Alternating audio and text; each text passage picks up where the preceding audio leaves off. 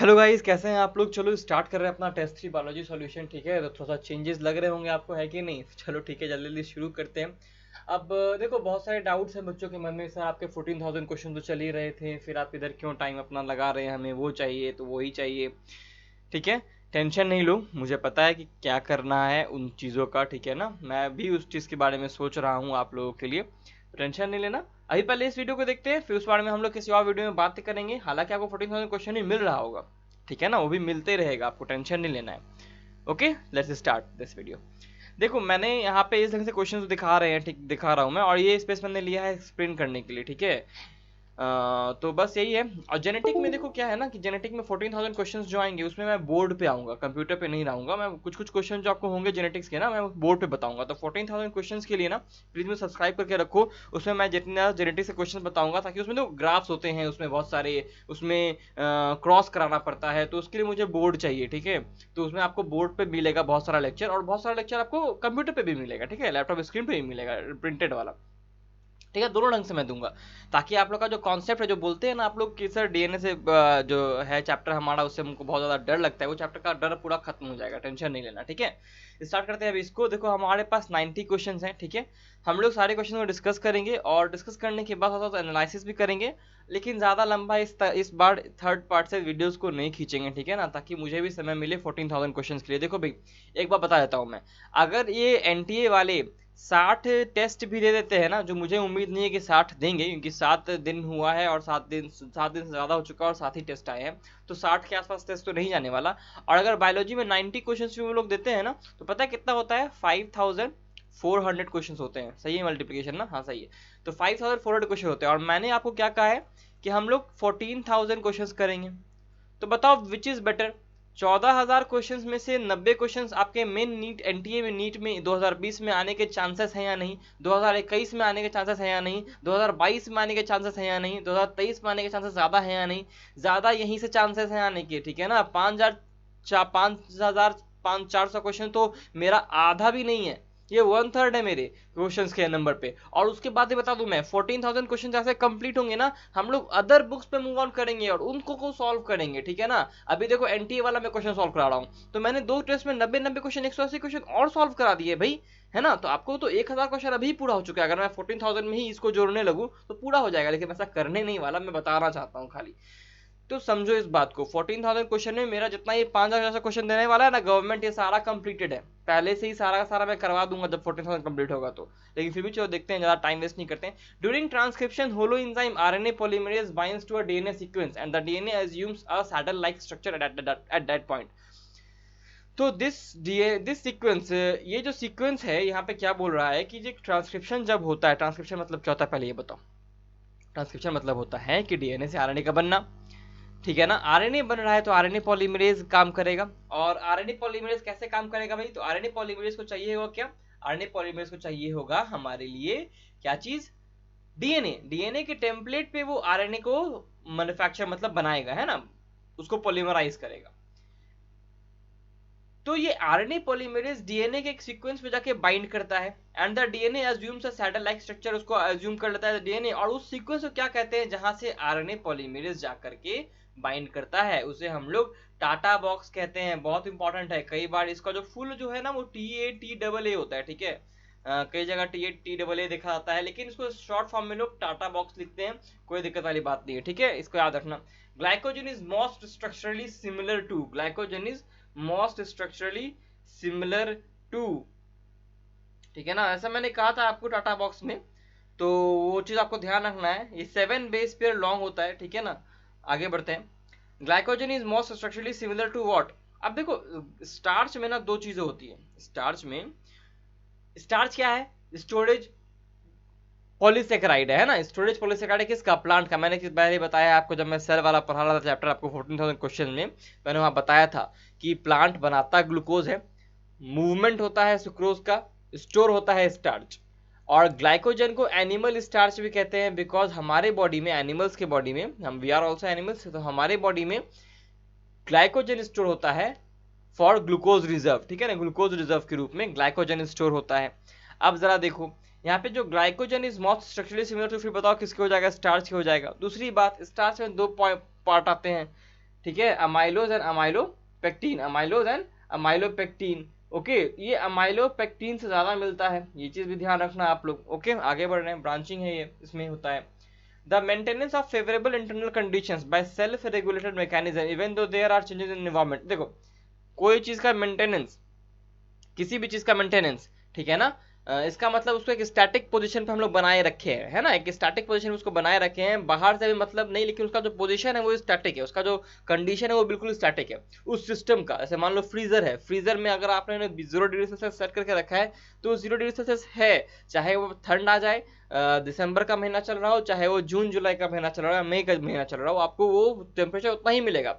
इसका मतलब वो अपने अपना टेम्परेचर को कंट्रोल कर रहा है, कि स्टैटिक टेम्परेचर बनाए मेंटेन किए हुए हैं, और ये सेम है थ्रू आउट, मतलब थ्रू आउट द प्रोसेस, बाहर कुछ भी हो, ये पूरी तरह थ्रू प्रोसेस सेम है, यानी कि ये होमोजीनियस है। कहने का मतलब है कि ये होमोजीनियस मतलब क्या होता है कि through out same, through out similar, इसलिए यहाँ पे होम्योस्टैसिस कहेंगे। क्यों? क्योंकि ये क्या कह रहा है कि internal condition self regulated mechanism से होता है, लेकिन फिर भी जबकि इन्वायरमेंट बदलता रहता है, लेकिन फिर भी हमारा इंटरनल इन्वायरमेंट सेम रहता है। ये हमें भी देखने को मिलता है टेम्परेचर से लेके, या फिर हम लोग अपना बात करें कि अगर मान लेते हैं कि हाँ, हम लोग को टेम्परेचर रेगुलेट करना हो या फिर आयन कंसंट्रेशन रेगुलेट करना हो, हमारे बॉडी में आयन कंसंट्रेशन भी रेगुलेट करने के लिए हम लोग होम्योस्टैसिस का यूज करते हैं। नेक्स्ट क्वेश्चन देखो, which suspect would you charge with the crime. देखो अभी तक सारे क्वेश्चन एनसीईआरटी से, ठीक है ना, ये क्वेश्चन एनसीईआरटी से डायरेक्टली एनसीईआरटी से क्वेश्चन है, जहां आप लोग डीएनए फिंगरप्रिंटिंग पढ़ते हैं ना, वहां से क्वेश्चन है। देखो विक्टिम हमारा ये है, विक्टिम के क्राइम सीन, देखो क्राइम सीन सैंपल हमारे पास ये है, ठीक है, सस्पेक्ट 1 एंड सस्पेक्ट 2। अब देखो विक्टिम तो चलो ठीक है, victim is different thing, victim का कोई मतलब नहीं बनता है यहाँ पे, क्योंकि विक्टिम उस वह है जिसका क्राइम हुआ है, वहां से हम लोग को एक सैंपल मिला है, वो ये मिला है। अब देखो सैंपल में क्या है कि विक्टिम के सेल्स भी मौजूद है, क्योंकि मान लो कि उन दोनों के बीच में हाथापाई हुई होगी, तो हाथापाई होने से हमें क्या हुआ कि कुछ जहां से हम लोगों ने सैंपल निकाला, वहां पे सैंपल में विक्टिम का भी सैंपल है, डीएनए था, और जो जो सस्पेक्ट था, जो क्राइम जिसने किया है, जो क्रिमिनल है, उसका भी डीएनए वहां पे था। तो जब हम लोग उसका डीएनए एनालिसिस करेंगे तो दोनों का बैंडिंग पैटर्न हमें दिखाई देगा, लेकिन एक सस्पेक्ट ऐसा होगा जिसने किया, जिसमें हम लोग को शक होगा, उसमें से एक ऐसा शख्स होगा जो उसका बिल्कुल बिल्कुल सेम होगा, कुछ ना कुछ पार्ट्स तो सेम हो ही जाएंगे। अब यहाँ ध्यान से आप देखिए, इसे बताना है कि सस्पेक्ट 1 दोषी है या फिर सस्पेक्ट 2 दोषी है, ठीक है ना, विक्टिम के लिए। देखो विक्टिम का ये जो डीएनए सैंपल है वो यहाँ से मैच कर रहा है, बिल्कुल ये वाला मैच कर रहा है यहाँ से, और ये वाला मैच कर रहा है यहाँ से, इसका मतलब हमें बस इन तीनों से ही मैच करना है। देखो ये वाला जो ब्रॉड है, डार्कन किया हुआ है, तो ये इससे मैच कर रहा है, ये वाला इससे मैच कर रहा है, ये वाला इससे मैच कर रहा है। सस्पेक्ट 1 में तो कोई भी क्राइम सैंपल में कोई भी डीएनए कहीं पे दिख ही नहीं रहा, वहां पे बैंडिंग पैटर्न कुछ दिख ही नहीं रहा, इसका मतलब सस्पेक्ट 2 ने क्राइम किया है, बस इतना ही करना रहता है, मैच द फॉलोइंग है यार, मतलब कि एक के ऊपर एक को रख दो, ये तो बच्चे भी कर लेंगे, तो टेंशन नहीं रहा, बहुत इजी क्वेश्चन होता है ऐसा। With respect to in situ conservation, the national genetic resources can be achieved by establishing। देखो इन सिटू कंजर्वेशन के बारे में अगर हम लोग बात करें कि जहां पे हम लोग क्या करते हैं, जो चीजें जहां कंजर्व जहां होती है ना वहीं कंजर्व करा लेते हैं, ये चीजें हम लोग बहुत पहले ही बात कर चुके हैं, ठीक है। The national genetic resources can be achieved by. अब जेनेटिक रिसोर्स जो होता है, अगर हम लोग इन सिटू कंजर्वेशन के बारे में बात करें तो कैसे हम लोग इसको हम लोग अपना रिसोर्स को अचीव कर पाएंगे। देखो क्वेश्चन क्या कह रहा है, क्वेश्चन ये कह रहा है इन सिटू कंजर्वेशन के रेस्पेक्ट में अगर हम लोग बात करें तो एक हमारे हमारे देश में कितना जेनेटिक रिसोर्स है, इसको अचीव हम लोग तब कर पाएंगे जब हम इन चीज़ों को बनाते हैं। और जो चीज़ें हम लोग बनाएंगे, जो भी स्ट्रक्चर हम लोग बनाएंगे, जो भी बिल्डिंग बनाएंगे या फिर जो भी पार्क बनाएंगे, जो भी चीज़ बनाएंगे, वो इन सिटू कंजर्वेशन वाली होनी चाहिए, तभी तो हम लोग उस इन सिटू कंजर्वेशन के जेनेटिक रिसोर्सेज को हम लोग देख पाएंगे कि हमारे कंट्री में कितने सारे जेनेटिक रिसोर्सेज हैं जो कि इन सिटू वाले हैं, यानी कि मतलब कि वो और कहीं नहीं मौजूद होते, उनको हम लोग को वहीं कंजर्व करना पड़ेगा। उसके लिए क्या पूछ रहा है कि यहाँ पे कि इन सिटू कौन कौन सा है, यहाँ पे सारे के सारे इन सिटू हैं, यही 3 एग्जाम्पल एनसीईआरटी में लिखा हुआ है, यही 3 क्वेश्चन आएगा, बस यही ध्यान रखना है, बस यही 3 है हमारे एनसीईआरटी में लिखे हुए, national park, wild life sanctuaries and biosphere reserve. Directly आ सकता है नेशनल पार्क, बस सेंचुरी लिखा आ सकता है, बायोस्फीयर रिजर्व लिखा आ सकता है, हम लोगों ने टेस्ट 2 में देखा है। Next question, identify the incorrect statement regarding Bittu cotton. Bittu cotton regarding एक गलत स्टेटमेंट बताना है। अब देखो यार ये क्वेश्चन हम लोगों ने पहले भी देख चुका है ना, जो सेकंड वाला जो था, फर्स्ट या सेकंड वाला जो था लेक्चर, उसमें हम लोगों ने बैसिलस थ्यूरिनजेनेसिस के बारे में बात किया था, पढ़ लेते हैं एक बार और फिर भी। Dried spores of Bacillus thuringiensis are spread on its vulnerable leaves. बोल रहा है कि बैसिलस थ्यूरिनजेनेसिस का हम लोग ड्राइड स्पोर्स को क्या करते हैं, स्प्रेड करते हैं, मतलब कि स्प्रे करते हैं वल्नरेबल लीव्स के ऊपर, यानी कि जो लीव्स ज्यादा खतरे वाली हैं, कहने का मतलब कि जिनके ऊपर ज्यादा खतरा है, जो कि ज्यादा उनके ऊपर मुसीबत है, उनके ऊपर ज्यादा कीड़े अटैक करते हैं, उनके ऊपर हम लोग ड्राइड स्पोर्स का, बीटी कॉटन का, सॉरी बीटी कॉटन बोल रहा हूँ, बीटी बेसिलस थ्रियोजेनेसिस का हम लोग ड्राइड स्पोर्स को उसके ऊपर जाके छिड़कते हैं, ठीक है ना। तो यार ये जो स्टेटमेंट है ये गलत है, ऐसा हम लोग नहीं करते हैं, ठीक है ना। बाकी 3 स्टेटमेंट पढ़ते हैं। It releases toxin that causes swelling in the gut of insect and ingest its leaves. बिल्कुल दैट इंजेस्ट, देखो जो इंसेक्ट लीव्स खाता है उसके अंदर ये टॉक्सिन जब जाता है, देखो बीटी कॉटन के बारे में पूछा है ना, तो बीटी कॉटन में क्या है ना कि बीटी कॉटन के तो अंदर ही जीन है यार, उसके प्लांट के सेल के अंदर ही जीन है। हम लोग प्लांट के सेल की जब अंदर ही जीन है तो हम लोग उसके ऊपर स्पोर्स क्यों छिड़केंगे? जिन प्लांट्स के पास जीन नहीं डाले होते, जैसे मान लो कि हम लोग को ऐसे कुछ प्लांट्स हैं जिनके पास, मान लो कि कोई प्लांट ले लो ना, शुगर केन, चलो ठीक है, ऐसे शुगर केन के पास ऐसा अटैक होता होगा कि नहीं मुझे नहीं पता, लेकिन एग्जाम्पल ले रहा हूँ, ठीक है। मान लो शुगर केन है, शुगर केन में हम लोग ने बीटी का जीन नहीं डाला है, तो हम लोग उसके बीटी बीटी शुगर केन नहीं कहेंगे। अब उसके ऊपर हम लोग को जरूरत है कि हम लोग इस बैसिलस थ्रियोजेनेसिस का ड्राइड स्पोर्स को छिड़काव करें, ताकि वहां पे जो उसको कीड़ा खा रहा है वो खत्म हो जाए, ठीक है ना। ये हम लोग कर सकते हैं, लेकिन बीटी कॉटन में क्या जरूरी है इस चीज को करने का? बीटी कॉटन के तो खुद लीव्स में वो जीन्स मौजूद होते हैं जो कि उस इंपोर्टेंस को बनाते हैं, वो लीव्स ही खाएगा वो कीड़ा तो मर जाएगा। सिंपल सिंपल बात है। बीटी कॉटन एक ट्रांसजेनिक प्लांट है, बिल्कुल सही। Cry 1AC and cry 2AB genes introduced to make resistance to boll worms, ठीक है, बिल्कुल सही बात है ये, ठीक है। कॉटन बॉल वॉर्म्स है ये, कॉर्न बोरर नहीं है। आगे बढ़े। 3PGA is first stable product in, 3PGA जो होता है फर्स्ट स्टेबल प्रोडक्ट है कार्बन रिडक्शन साइकिल में, कार्बन रिडक्शन साइकिल में होता है, ठीक है ना। लाइट रिएक्शन में नहीं होता, लाइट रिएक्शन तो हमारे पास जो cyclic phosphorylation, non cyclic phosphorylation उसको कहते हैं ना, डार्क रिएक्शन में 3PGA जो होता है 3-फॉस्फोग्लाइसरिक एसिड, ये कार्बन रिडक्शन साइकिल में हमारे पास पहला है, ठीक है। वैसे हम लोग कैल्विन साइकिल भी कहते हैं या फिर C3 साइकिल भी कहते हैं। तो ये क्या है, कार्बन रिडक्शन साइकिल क्या है, ये C3 साइकिल है या फिर इसको हम लोग कैल्विन साइकिल भी कहते हैं, ठीक है ना। आज देखो सही लिखा रहा था ना, चलो ठीक है, कैल्विन साइकिल भी कहते हैं। आगे बढ़े। There are 3 endocrine glands involved in carbohydrate metabolism, mark the correct set। इसमें से 3 endocrine gland हमें लिखे हुए हैं, इसमें करेक्ट सेट जो है उसको मार्क करना है। देखो पैनक्रियाज जो है ना वो एक्सोक्राइन एंडोक्राइन दोनों फंक्शन शो करता है, तो it is an mesocrine gland, heterocrine gland कहते हैं उसे। तो सारे नाम मैंने बताए, ऐसे क्वेश्चन और आ सकते हैं, ठीक है ना, हेट्रोक्राइन मेसोक्राइन ग्लैंड्स।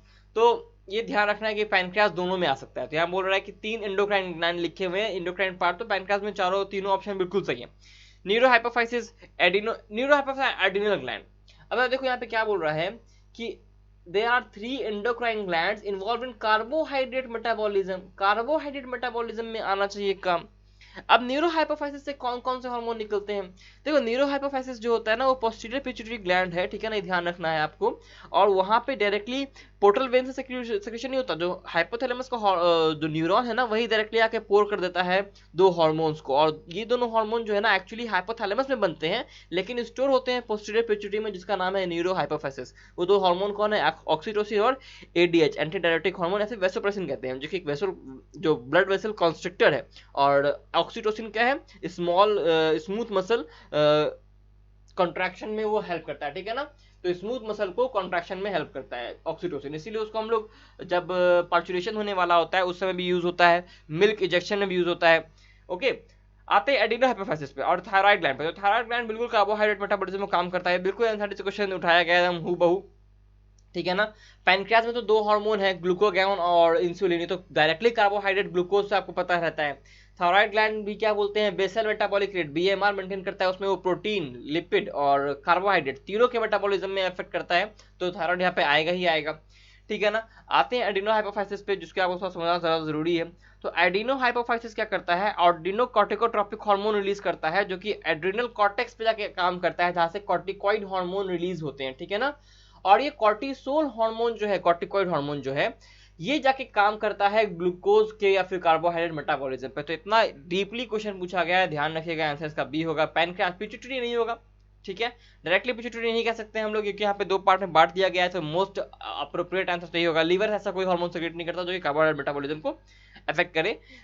फिर थाइमस भी ऐसा कोई काम नहीं करता, ये तो क्या करता है, हमारे बॉडी के इम्यून सिस्टम को अच्छा करता है ना। Bone become fragile, bone become fragile in this, इनमें से किसमें होता है बोन फ्रेजाइल? गॉट में क्या होता है बताओ? गॉट में क्या होता है बताओ?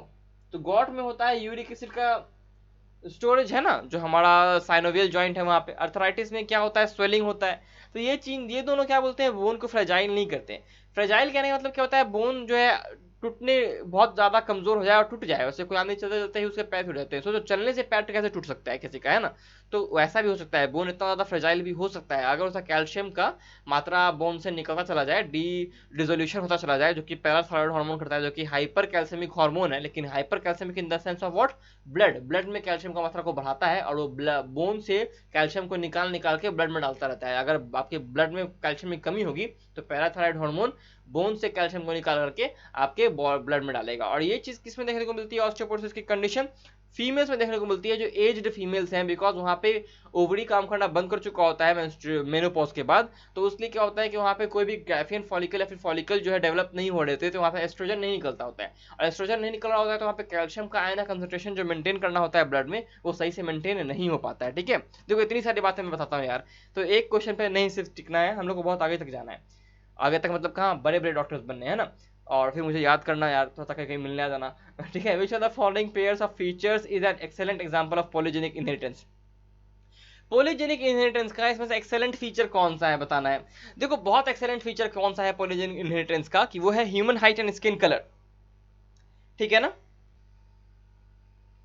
ठीक है, तो ह्यूमन हाइट और स्किन कलर बहुत अच्छा सा एग्जांपल है हमारे लिए पॉलीजेनिक। पॉलीजेनिक मतलब क्या होता है, पहले विषय बारे में बात करते हैं। एक कैरेक्टर जो कई जीन से काम करे, एक कैरेक्टर है हमारे पास, लेकिन वो एक जीन से नहीं कंट्रोल हो रहा है, वो 3-4 जीन से कंट्रोल हो रहा है। कहने का मतलब इस कैरेक्टर का एक एक्सट्रीम मान लो एक यहाँ पे है, दूसरा एक्सट्रीम यहाँ पे है, ठीक है ना। एक्सट्रीम कहने का मतलब ऐसा समझते हो, एग्जांपल ले लेते हैं ह्यूमन हाइट। ह्यूमन हाइट मान लेते हैं अल्टीमेटली जो है ना 10 फीट तक जा सकता है, होता नहीं है लेकिन 10 फीट तक मान सकते हैं कि 10 फीट तक जा सकता है, ठीक है, मान रहे हैं खाली। और ह्यूमन हाइट का जो डॉर्फनेस का जो सबसे नीचे का जो क्राइटेरिया है वो मान लेते हैं 2 फीट तक हो सकता है। आई एम ओनली कंसिडरिंग, मान लेते हैं बोल रहा हूँ बार बार, ठीक है ना, एग्जाम्पल है, मत सोचना कि 10 और 2 फीट होता होगा।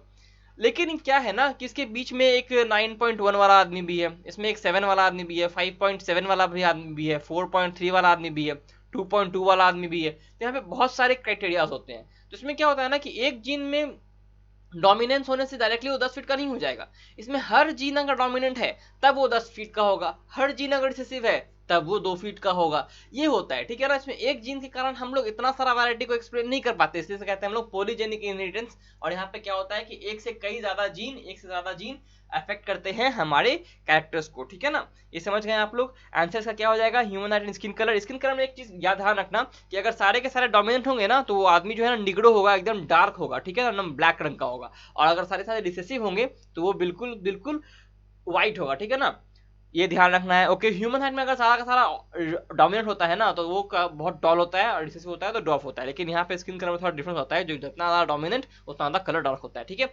ये हो गया a good green manure in rice field. अच्छा, राइस फील्ड, देखो राइस फील्ड को कई बार ऑप्शन में आपको पैडी फील्ड भी लिखा रहेगा, ठीक है ना।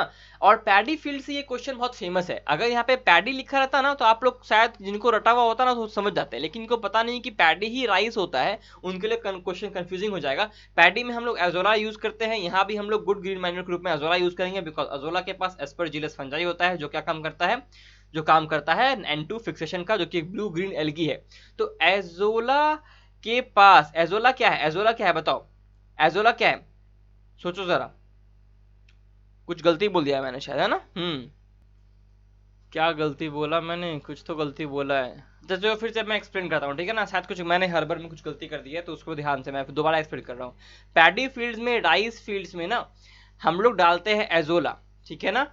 और एजोला क्या है ना, एक तरह का टेरिडोफाइट है। अच्छा, यही तो मैंने उल्टा कर दिया था। एजोला एक तरह का टेरिडोफाइट होता है, एक फर्न है ये, एक फर्न है ये, ठीक है ना, आधा लिख रहा हूँ, एक फर्न है ये, एक फर्न है।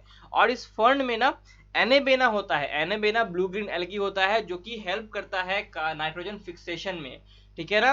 ये ध्यान रखिएगा। नेक्स्ट क्वेश्चन देख रहे हैं, evolutionary classification is called phylogenetic system. Phylogenetic system को एवोल्यूशनरी क्लासिफिकेशन कहते हैं। आर्टिफिशियल सिस्टम लिनियस ने यूज किया था, नेचुरल सिस्टम किसने यूज किया था बता सकते हो, बेंथम हुकर ने।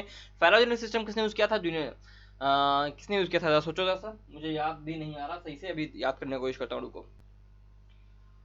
तो फाइलोजेनेटिक सिस्टम किसने दिया था, अरे यार जॉन हचिसन ने दिया था, ठीक है ना, जॉन हचिसन ने दिया था ये, ठीक है। अब देखो यार, टीचर हूँ तो इसका मतलब थोड़ा है कि मुझे सब चीज याद आ जाएगा, आप लोग की तरह मैं 1 मिनट से थोड़ा कम में क्वेश्चन सॉल्व कर लेता हूँ, लेकिन कंफ्यूजन सबको होता है। और ये क्या थे, ये रॉयल बोटानिकल गार्डन के कीपर थे, ठीक है, और इन्होंने ही एवोल्यूशन सिस्टम क्लासिफिकेशन दिया था, फाइलोजेनेटिक सिस्टम क्लासिफिकेशन दिया था। आंसर हो गया इसका answer. In DNA molecule which of the following base pair is present, DNA molecule में कौन सा बेस पेयर होता है, एडेनिन हमेशा थाइमिन के साथ और ग्वानिन हमेशा साइटोसिन के साथ, ही मैंने हमेशा बताया है, चार का रूल है, कितने कितने हाइड्रोजन बॉन्ड होते हैं आपको याद होना चाहिए, एडेनिन और थाइमिन में 2, ग्वानिन साइटोसिन में 3। आंसर होगा एडेनिन थाइमिन, ठीक है ना, यही पेयर होता है, साइटोसिन एडेनिन के साथ नहीं जाएगा, एडेनिन ग्वानिन के साथ नहीं जाएगा, और साइटोसिन थाइमिन के साथ नहीं जाएगा। दूसरा बात, प्यूरिन हमेशा पायरिमिडिन के साथ ही पेयरिंग करेगा, ओके, तो यहाँ पे दोनों प्यूरिन है नहीं होगा, यहाँ पे दोनों पायरिमिडिन है नहीं होगा, और ये तो पेयरिंग ही गलत है। Next question. In majority of dicot, the first stable product of the photosynthesis during the dark reaction is, dark reaction के दौरान the first stable product is, अभी तो बताया यार, 3PGA, 3-phosphoglyceric acid या 3-phosphoglycerate, एक ही चीज है, डार्क रिएक्शन हो, C3 साइकिल हो, ठीक है ना, या फिर हम लोग कहते हैं उसको कैल्विन साइकिल कहते हैं, ये सबका सब सेम है। C4 साइकिल क्या होता है, ऑक्जेलो एसिटिक एसिड होता है, वहां पे OA है ना, वहां पे क्या बनता है, ऑक्जेलो acetic acid is the first compound, first stable compound of C4 cycle, ठीक है, ध्यान रखिएगा। यहाँ पे आंसर क्या होगा, 3-फॉस्फोग्लाइसिक एसिड होगा, 3PGA। देखो क्वेश्चन रिपीट हो गया, सेम ढंग का क्वेश्चन है, इसे समझ में आ रहा है ना आपको, एक चीज समझ में आता होगा इससे कि कोई इंसान एक टेस्ट पेपर को नहीं बना रहा है, मैंने ऐसा कहा, AI स्टिमुलेटेड पेपर है ये, अपने आप किसी भी क्वेश्चन को रैंडमली सिलेक्ट कर रहा है। एक ही क्वेश्चन को 2 बार क्यों देगा कोई भी NTA वाला, एक ही क्वेश्चन को कोई भी NTA वाला टीचर क्यों देगा, ये टीचर के द्वारा सेटेड क्वेश्चन नहीं है, मैंने ये बात शुरू से कही है आप लोगों को, लेकिन फिर भी आप लोग पता नहीं क्यों इतना टेंशन ले रहे हैं इन क्वेश्चन को लेकर के, टेंशन लेने वाली बात है ही नहीं इन क्वेश्चन को लेकर, ठीक है ना। देखो जो इंपॉर्टेंट क्वेश्चन होंगे ना मैं पहले बता दूंगा, और सारे इंपॉर्टेंट क्वेश्चन मेरे 40,000 क्वेश्चन में कवर हो रहे हैं। The process of sperm penetrating the ovum, mainly the process of sperm जो पेनिट्रेट करता है ओवम को, ये ओवम है, ओवम को जो स्पर्म आके पेनिट्रेट करता है, ठीक है ना, ये देखो यार बहुत ज्यादा बड़ा स्पर्म हो गया ना, ऐसा इतना बड़ा नहीं, एक ओवम इतना बड़ा होता है तो स्पर्म पता है इतना छोटा सा दिखाई देता है ओके, लेकिन यहाँ बहुत ज्यादा बड़ा हो गया। यहाँ पे क्या होता है हमारे पास बताओ, ठीक है, यहाँ पे लाइसोसोम का एक बहुत बड़ा सा बैग होता है, ठीक है, लाइसोसोम का एक बहुत बड़ा सा बैग होता है, उसे क्या कहते हैं सोच के बताना मुझे, बताओ क्या होता है ये, इसे कहते हैं हम लोग एक्रोजोम, है ना, इसे क्या कहते हैं हम लोग, एक्रोजोम कहते हैं, एक्रोजोम कहते हैं। क्या होता है, बहुत बड़ा सा गोल्गी एपेटाइटिस लाइसोसोम कह सकते हो इसमें, जिसमें बहुत सारे हाइड्रोटिक एंजाइम होते हैं जो कि जो हमारा oocyte है उसके वॉल्स को, ओवम के वॉल्स को तोड़ने में मदद करते हैं, डाइजेस्ट करने में हेल्प करते हैं, ताकि हमारा ये न्यूक्लियस जो है इसके अंदर जाए, ठीक है ना। आंसर होगा इसका केमिकली, ठीक है, केमिकल रिएक्शंस हो रहे हैं वहां पे, ओके। नेक्स्ट क्वेश्चन देख रहे हैं, motile zoospores are produced by, motile zoospores कैसे प्रोड्यूस, किसमें प्रोड्यूस होते हैं, पेनिसिलियम में जूस्पोर्स प्रोड्यूस नहीं होते हैं, बैसिलस ऐसा कोई जूस्पोर प्रोड्यूस नहीं करता, अमीबा प्रोड्यूस नहीं करता, ये सारे के सारे बाइनरी फिशन से डिवाइड करते हैं, पेनिसिलियम कोनिडा का यूज करता है, ठीक है ना, ये एक तरह का स्कोमाइसिस है। क्लामाइडोमोनास का मोटाइल जूस्पोर्स का डायग्राम भी एनसीईआरटी ने दिया है, कुछ यूं बना करके, फिर ऐसे करके 2 यहाँ पे फ्लैजेला दिखाए हैं, और ये दोनों के दोनों एक जैसे दिखाई दे रहे हैं उसमें, है ना, इस ढंग से दिखाया गया है। आगे बढ़ते हैं, a person breathing normally takes rest, ठीक है, अब ध्यान से देखो, ये क्वेश्चन बहुत इंपॉर्टेंट है, ये क्वेश्चन मैंने कराया भी है आपको, कब, जब हम लोग 25 इंपॉर्टेंट क्वेश्चन कर रहे थे ना रेस्पिरेटरी सिस्टम का स्पॉट ऑन ह्यूमन फिजियोलॉजी में, वहां मैंने कराया है यार, मैंने बहुत कुछ कराया है ना लेकिन आप लोग अगर सब देखें तब ना फायदा होगा आप लोग का। मैंने जब टाइमिंग देखा अपना चैनल का, तो क्या है कि मेरे चैनल का जो व्यूज आता है ना, वो आता है 10, 20, 50, ठीक है, किसी किसी वीडियोज में ज्यादा है, वो मानता हूँ मैं, क्योंकि वो हाइप क्रिएट होने के कारण हो गया, लेकिन ठीक है ईमानदारी से बोल रहा हूँ मेरे चैनल पे कुछ बच्चे लॉयल हैं, ठीक है, और बहुत ज्यादा लॉयल है, वो हमेशा हर वीडियो देखते हैं, लेकिन उस कारण क्या होता है ना कि कुछ बच्चे जो नहीं देखते हैं वो तुरंत आते हैं, 1 मिनट में चले जाते हैं, तो उससे मेरा वॉच टाइम जो है ना, अगर 30 मिनट का मेरा एक वीडियो है और उस पर अगर 30 व्यू है, लेकिन फिर भी उस पर पता है 1.5 या 2 घंटे ही वॉच टाइम होता है, सोचो अगर 30 व्यू है और 30 मिनट का है तो मल्टीप्लाई कर लो, उतना होना चाहिए था, लेकिन यहाँ पे मेरे पास कितना है, बस 90 या फिर 120 मिनट का वॉच टाइम होता है। समझ सकते हो कि कितने लोग बीच में छोड़ के चले जाते हैं, जब तक आप लोग पूरा नहीं देखिएगा तब तक फायदा नहीं होगा। आप सिर्फ मेरा ही नहीं, जरूरी नहीं है, अगर अच्छा जाता है तो ठीक है कोई बात नहीं, लेकिन दूसरे का भी तो देखिए, पूरा देखिए, ठीक है, जब तक पूरा आप किसी का नहीं देखिएगा और डेडिकेटेड रूप से फॉलो नहीं कीजिएगा उन टीचर्स को, तो शायद कुछ होना पॉसिबल नहीं है, ठीक है ना, आपको बुरा लग सकता है आई नो, लेकिन हाँ प्लीज किसी भी फॉलो कीजिए, जिसको इसको फॉलो करना है, सबको आपको करने का सबको कीजिए, लेकिन please watch the full lectures, ठीक है, it's a request for you not for me. A person breathing normally at rest takes in and expels approximately half of a liter during each expiration. Half litre मतलब 500 ml, ये क्या कर रहा है, हर respiration के दौरान, हर रेस्पिरेटरी साइकिल में 500 ml हवा को अंदर ले रहा है और बाहर छोड़ रहा है, तो टाइडल वॉल्यूम कहते हैं। सिंपल सिंपल है, इंस्पिरेटरी रिजर्व वॉल्यूम नहीं है, एक्सपिरेटरी रिजर्व वॉल्यूम नहीं है, वाटर कैपेसिटी नहीं है। वाटर कैपेसिटी क्या होता है, इन तीनों का प्लस कर देंगे तो वाटर कैपेसिटी आ जाएगा, वाटर कैपेसिटी में प्लस रेसिडुअल वॉल्यूम कर देंगे तो क्या आ जाएगा, टोटल लंग कैपेसिटी आ जाता है। ठीक है, नेक्स्ट क्वेश्चन देख रहे हैं हम लोग। अच्छा 17 दो बार आ गया क्या, हाँ 17 दो बार आ गया, कोई बात नहीं। 18 देख रहे हैं, डीएनए रेप्लिकेशन अकर्स ड्यूरिंग, बहुत इजी क्वेश्चन, कहाँ होता है डीएनए रेप्लिकेशन, डीएनए रेप्लिकेशन होता है एस फेज में, S phase is what, interphase. ये क्वेश्चन तो मैंने इतना बार बताया है आपको, अभी अभी सेल का चल रहा है, सेल साइटोलॉजी का 3rd चैप्टर चल रहा है, सेल डिवीजन, उसमें मैंने 14,000 में मैंने क्या बताया। एमएबी बहुत अच्छा क्वेश्चन, बहुत अच्छा क्वेश्चन, ऐसा क्वेश्चन कई बार लोगों से मिस हो जाता है। एमएबी क्या है, तो एमएबी जो है ना, ये है मैन एंड बायोस्फीयर प्रोग्राम, और ये कब लॉन्च हुआ था यूनेस्को के द्वारा, ये 1971 1971 में लॉन्च हुआ था। ठीक है ना, ये ध्यान रखिएगा, man and biosphere programme, because man has destroyed biosphere so man has to rebuild it. Okay, तो यही था इसका मेन थीम कि मैन एंड बायोस्फीयर प्रोग्राम का मतलब ही यही होता है। ठीक है ना, ये समझ में आ गया आप लोग को।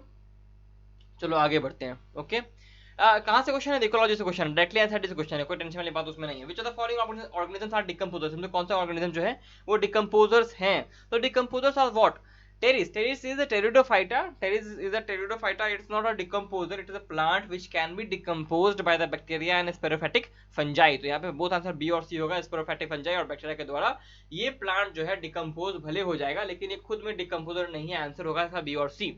एक प्रोटिस्टा में एक ग्रुप है जो कि डिकम्पोजर के रूप में काम करता है, बताइएगा जरा। स्लाइम मोल्ड्स कहते हैं उन्हें, स्लाइम मोल्ड्स कहते हैं, सैप्रोफाइटिक होता है उसका जो वो सेल वॉल होता है, ट्रू सेल वॉल उसमें देखने को कब मिलता है, जब स्पोर फॉर्मेशन करता है वो। ठीक है, जब स्पोर फॉर्मेशन करता है तब ट्रू सेल वॉल देखने को मिलता है स्लाइम मोल्ड्स में। ध्यान रखिएगा, उसमें एक जो स्लाइम मोल्ड्स का जब बहुत अच्छे से ग्रोथ हो रहा होता है उसको हम लोग प्लाज्मोडियम कहते हैं। Don't confuse that Plasmodium with the Plasmodium vivax of Plasmodium falciparum, उनसे कंफ्यूज नहीं करना है। 4 ग्रुप होते हैं ना, Plasmodium falciparum, Plasmodium malariae, Plasmodium vivax, Plasmodium ovale. ठीक है ना, ये 4 होते हैं, उनसे कंफ्यूज नहीं करना, दोनों प्लाज्मोडियम अलग अलग है। Parthenocarpy is induced by auxin. Auxin is the best hormone to induce parthenocarpy. Parthenocarpy means what? Development of fruit without fertilization. Unfertilized ovary gets developed into fruit. तो यहाँ पे क्या हो रहा है कि जो ओवरी है वो फर्टिलाइज नहीं हुआ है। देखो ओवरी एक्चुअली फर्टिलाइज होता भी नहीं है, होता है ओव्यूल फर्टिलाइज, लेकिन ओवरी चूंकि ओव्यूल को चारों तरफ ढकता है और फर्टिलाइजेशन के बाद ही कोई फ्रूट फॉर्मेशन होता है, इसीलिए हम लोग पार्थेनोकार्पी क्या कहते हैं कि अनफर्टिलाइज्ड ओव्यूल जो होता है, फिर अनफर्टिलाइज्ड ओवरी जो होता है वो डेवलप होता है फ्रूट में, क्योंकि ओव्यूल तो सीड में डेवलप होने वाला है ना फर्टिलाइज होने के बाद। पार्थेनोकार्पी के लिए बेस्ट हार्मोन ऑक्सिन है। The 8th, 9th and 10th reefs are known as false reefs, बिल्कुल सही। और 11, 12 is known as floating reefs because their external portion are attached to, क्योंकि उनका एक्सटर्नल पोर्शन जो होता है वो costal cartilage of 7th rib से अटैच्ड होता है, costal cartilage of 7th rib से अटैच होता है। आपको पता है ट्रैकिया जो होता है, ट्रैकिया जो होता है वो 2 पार्ट डिवाइड होता है। ठीक है, 2 ब्रोंकोस में डिवाइड होता है, और ये जो डिवीजन है ये किस वर्टिब्रा के पास आकर के होता है, किस वर्टिब्रा के पास आके होता है, ये क्या आप मुझे बता सकते हैं? जल्दी सोचो, ये चीज मैंने बताया आपको स्पॉट ऑन ह्यूमन फिजियोलॉजी में, और ये लाइन एनसीईआरटी में लिखी हुई है। जिन बच्चों ने बताया उन बच्चों को मेरी तरफ से एक छोटा सा चॉकलेट। ठीक है, और समझ जाओ उनका सिलेक्शन की ओर बहुत अच्छे से बढ़ रहे हैं। तो याद करो कहाँ होता है, 5th thoracic vertebra, 5th thoracic vertebra के पास आके ट्रैकिया पहला प्राइमरी ब्रोंकाई में, लेफ्ट और राइट ब्रोंकाई में डिवाइड होता है। यार ये लिखा हुआ है एनसीईआरटी में, ऐसे क्वेश्चन आ जाएंगे ना तो घबराहट हो जाएगी। और भी ऐसा पोजीशन लिखा हुआ है कई जगह एनसीईआरटी में, सारी चीजें बताई हैं ह्यूमन फिजियोलॉजी में। Mechanical tissue consisting of living cell, आपको लगता है सर मैं प्रचार करते रहता हूँ अपना ये सीरीज का, यार करूँ क्यों नहीं। मैंने किसके लिए बनाया है, देखो मेरा ना ही वॉच टाइम कंप्लीट है यूट्यूब पे, ना ही मेरा कुछ और कंप्लीट है, मुझे कोई पैसे नहीं आ रहा है कि यूट्यूब से, मुझे कुछ भी नहीं आ रहा। ठीक है, मैं अभी घर में बैठा हुआ हूँ, आपके लिए वीडियोस बना रहा हूँ, लगातार वीडियोस आ रहे हैं। ऐसा सीरीज चल रहा है जो कि यूट्यूब पे और किसी ने शुरुआत नहीं किया है। 14,000 क्वेश्चन का, 14,000 क्वेश्चन का बायोलॉजी के, वो सीरीज कंप्लीट कर रहा हूँ मैं, एनटीए के टेस्ट सॉल्व कर रहा हूँ मैं, आपको एनटीए के बारे में सारा इन्फॉर्मेशन दे रहा हूँ मैं, बिना किसी प्रॉफिट के। तो प्रचार क्यों नहीं करूंगा मैं, क्योंकि वो आपके फायदा का है। Okay, mechanical tissue consisting of living cell is what, बताओ कौन सा टिश्यू जो है मैकेनिकल भी है लेकिन लिविंग भी है। बहुत इंपॉर्टेंट क्वेश्चन है, इससे मैं एक और रिलेटेड क्वेश्चन बताऊंगा अभी। अगर आपने सही बताया तो मुझे एक और क्वेश्चन बताना पड़ेगा। आंसर इसका कॉलिन काइमा है। Sclerenchyma is a mechanical tissue but it is dead. Collen is mechanical tissue but it is what, it is living. Collen बस एक ही जगह प्रेजेंट होता है। अगर डाइकॉट और मोनोकॉट देखोगे तो डाइकॉट मोनोकॉट को हम लोग चार भाग में बांट सकते हैं, dicot stem, dicot root, monocot stem, monocot root. ये डेक्सिवा सिर्फ डाइकॉट स्टेम में मौजूद होता है और कहीं मौजूद नहीं होता। Colon is absent in monocots. Important question, nostoc is what, nostoc is the blue green algae. इसके बारे में हम लोग देखे हैं, एनसीईआरटी में डायग्राम दिया हुआ है ऐसे करके, है ना, बहुत सारा दिया हुआ है इसमें ऐसे करके बनाया हुआ है। और इसमें क्या किया है कि इसने एनसीईआरटी ने कि यहाँ पे बताया है क्या, एक इनके बाहर एक म्यूसिलाजिनस शीट होता है, इनके बाहर एक म्यूसिलाजिनस शीट होता है, इनको स्लाइमी लेयर टाइप प्रोवाइड करता है। और कोई सेल इनका बहुत ज़्यादा अच्छे से डेवलप होता है और वो डेवलपमेंट सेल क्या कहलाता है, हेटेरोसिस्ट कहलाता है। और ये क्या काम करता है, ये काम करता है नाइट्रोजन फिक्सेशन का, हेटेरोसिस्ट कहलाता है। और ये है ब्लू ग्रीन एल्गी, जिसको हम लोग साइनोबैक्टीरिया भी कहते हैं, बीजीए भी कहते हैं। Some blue green algae can be used as biofertiliser, they are capable of fixing. बताओ क्या होगा बच्चा, बताओ क्या होगा, जल्दी सोचो यार। सारे क्वेश्चन एनसीईआरटी से आ रहे हैं, क्या मैं कर रहा हूँ मुझे समझ में भी नहीं आ रहा, मैं क्यों कर रहा हूँ ये भी मुझे समझ में नहीं आ रहा। सारे क्वेश्चन मैं बताने वाला था 14,000 क्वेश्चन में, चलो कोई बात नहीं। सम ब्लू ग्रीन एल्गी आपका फायदा ही है, आपको बहुत टेंशन हो रहा है तो मेरा काम है आपका टेंशन दूर करना, आपको अटेंशन में लाना भी मेरा काम है, ठीक है ना। तो अटेंशन में आ जाओ, ये ऐप आपको घबराने के लिए है सिर्फ, ठीक है और कुछ के लिए नहीं है। ये ऐप से जितने भी क्वेश्चन आपको एनसीईआरटी के बाहर दिख रहे हैं यार, ध्यान से देख लो एक बार, और कोई हर्जा नहीं है उसमें, लेकिन यार नहीं आएगा वो, ठीक है, टेंशन नहीं लो, क्वेश्चन एनसीईआरटी से ही रहेंगे, ये मेरा दावा है आपसे। अगर मैं गलत हुआ तो मैं क्या करूंगा यार, सोनू निगम तो नहीं हूँ तो बाल तो नहीं मुड़वाऊंगा, लेकिन देखते हैं क्या कर सकते हैं, ठीक है। मैं आपके लिए 25,000 का फिजिक्स का क्वेश्चन का सीरीज लॉन्च कर दूंगा अगले साल की, ठीक है, ये चलेगा। Some blue green algae can be used as biofertiliser as they are capable of fixing nitrogen. Simple question. अभी हम लोग नॉस्टॉक वाला देखा ना, नॉस्टॉक एक ब्लू ग्रीन एल्गी है, हु बहू क्वेश्चन, सेम चीज का क्वेश्चन था, लेकिन दोनों क्वेश्चन एकदम साइमल्टेनियसली दे दिया गया है। ये कोई भी एग्जामिनर ऐसा नहीं करने वाला, कोई भी, ये एक बस सिंपल कंप्यूटर सिस्टम है जो कि 180 क्वेश्चन चुन लेता है रैंडमली और आपको दिखा देता है, और आप लोग बेकार में ही हल्ला मचाए हुए हैं। A good example of organic fertiliser which improves phosphorus uptake. मैंने ऐसा नहीं कहा कि आपको बनाना नहीं चाहिए, बनाना चाहिए, लेकिन यार टेंशन नहीं लो खाली, ठीक है ना। बस एक सीरीज के रूप में देख लो कि हाँ यार सही जा रहा है मेरा कि नहीं, तैयारी एनसीईआरटी से हो रहा है कि नहीं। और जो क्वेश्चन बाहर से आ रहे हैं यार, किडनी पे लो, दिल पे मत लो, जब मन कहे निकाल दो बॉडी से, ठीक है। वैम होता है, ये वैम होता है, ये क्या है बताओ, ये है वेसिकुलर अर्बस्कुलर माइकोराइजा। ये माइकोराइजा का एक तरह का टाइप है, ठीक है ना। वेसिकुलर अर्बस्कुलर माइकोराइजा कहते हैं इसे। फंजाई होता है, good example of organic fertiliser which improves phosphorus uptake, because fungi जो फास्फोरस अपटेक मतलब क्या होता है पता है, माइकोराइजा इसका बहुत अच्छा रिलेशन है।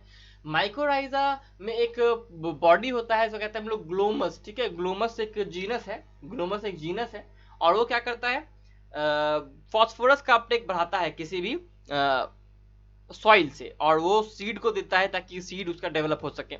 अब आपको पता होना चाहिए फास्फोरस किस में यूज होता है, तो फास्फोरस आपको बहुत जगह यूज होता है, आपके मिडिल लैमेला को बनाने के लिए, डीएनए को बनाने के लिए, आरएनए को बनाने के लिए, तो हर जगह फास्फोरस का यूज होता है, ठीक है ना। तो टेंशन नहीं लेना, आंसर का वैम होगा। और ग्लोमस जीनस को याद रखना, ग्लोमस जीनस बहुत इंपॉर्टेंट है, बिकॉज ये ग्लोमस जीनस एनसीईआरटी में लिखा हुआ भी है। वैम के बारे में नहीं लिखा हुआ है, लेकिन एक लाइन लिखा हुआ है क्या कि पाइनस को माइकोराइजा का सिम्बायोटिक रिलेशनशिप इतना ज्यादा जरूरी होता है कि पाइनस सीड बिना इसके रिलेशन के ग्रो कर ही नहीं सकते हैं। Drug that cause an increase in blood pressure, वैसे ड्रग्स जो कि ब्लड प्रेशर को इंक्रीज कर देंगे वो क्या है, निकोटीन तंबाकू में जो होता है ना, जो तंबाकू होता है, ये एड्रिनल ग्लैंड को सेक्रीट स्टिमुलेट करते हैं ताकि वो एड्रेनलिन और नॉर एड्रेनलिन ब्लड में सेक्रीट करें, जो कि हमारे ब्लड प्रेशर को और हार्ट रेट को भी बढ़ा देते हैं, ठीक है ना। समझ में आ गया ये। अब हम लोग आगे बढ़ते हैं, next question, which part would be the most suitable for raising virus. अच्छा यार, अभी देखो पिछले वीडियो में एक क्वेश्चन देखा था हम लोगों ने, मेरिस्टेम में बताया भी था, मैंने वहां पे डायग्राम सही से नहीं बना पाया था, बताया था कि मेरिस्टेम का जो डिवीजन होता है ना, इतना फास्ट होता है कि वायरस के सेल्स, अफेक्टेड सेल्स, वायरस का सेल्स ऊपर पहुंच ही नहीं पाता तब तक ये दूसरा बार डिवाइड कर चुका होता है। तो किसी भी प्लांट का हमें अगर कॉपी चाहिए होगा, यानी कि हमें एक और प्लांट बनाना है जो कि बिल्कुल इसी की तरह दिखता हो, लेकिन सीड उसके वायरस इन्फेक्टेड हो चुके हैं, टिश्यू का वायरस इन्फेक्टेड हो चुका है, तो कहाँ का टिश्यू इस्तेमाल करेंगे, मेरिस्टेम का टिश्यू इस्तेमाल करेंगे, because it will be always virus free, ठीक है। टिश्यू कल्चर में इसका इस्तेमाल करते हैं। टिश्यू कल्चर में जो, ठीक है, टिश्यू कल्चर में एक पॉइंट और आता है हमारे पास, जो भी उससे बच्चे जो बनते हैं, जो प्रोजेनी जितने भी हमारे पास प्रोडक्ट आते हैं, उनको हम लोग सोमा क्लोन्स कहते हैं, ठीक है ना, ध्यान रखिएगा। Next question, the total number of loops and alveoli present in both lungs of man are. अरे यार अच्छा क्वेश्चन है, ठीक है। टोटल नंबर ऑफ लोब्स पूछ रहा है, टोटल नंबर ऑफ लोब्स पूछ रहा है, तो एक में 3 होता है, एक में 5 होता है। राइट लंग में हमारे पास कितने होते हैं बताओ? राइट लंग में 3 लोब होते हैं, ठीक है, और लेफ्ट लंग में बस 2 लोब होता है, बिकॉज हार्ट का जो टिल्ट है ना वो हमेशा हल्का सा लेफ्ट की तरफ होता है, इसलिए लेफ्ट लंग में ना बस 2 ही लोब हो पाता है। लेकिन राइट लंग में ना, राइट लंग में 3 लोब होते हैं, ठीक है, 3 लोब होते हैं। टोटल कितना हो गया? 1 2 3 4 5। ये राइट है ना? हाँ राइट है, ठीक है, चलो ठीक है, और ये लेफ्ट है। ओके समझ में आ गया। लेफ्ट को 2 पार्ट में डिवाइड करते हैं, left anterior and left posterior. Okay, और जो हमारे पास राइट का जो 3 लोब है हमारे पास, एंटीरियर पोस्टीरियर और एजाइगस, वो राइट लंग में होता है। अब आते हैं हम लोग कितने सारे उसमें एल्वियोलाई होते हैं, जो बेसिक फंक्शनल यूनिट है हमारे लंग्स के, वो 300 मिलियन के आसपास होते हैं, 300 मिलियन के आसपास होते हैं। 5 ही अगर आपको याद रहेगा तो आप आंसर लगा दीजिएगा। 17 19 18 कहाँ से हो गया यार, हम लोग वेल थोड़े ओके, वेल में भी इतना ही होता होगा। विच of the following gland do not have a duct, यानी कि एंडोक्राइन ग्लैंड होगा वो, है ना। एंडोक्राइन ग्लैंड के पास डक्ट नहीं होता, because they pour their secretion into the blood directly. Okay, exocrine gland के पास डक्ट होता है। और यहाँ पे कौन सा है endocrine gland? Adrenal gland is endocrine gland which secrets hormones.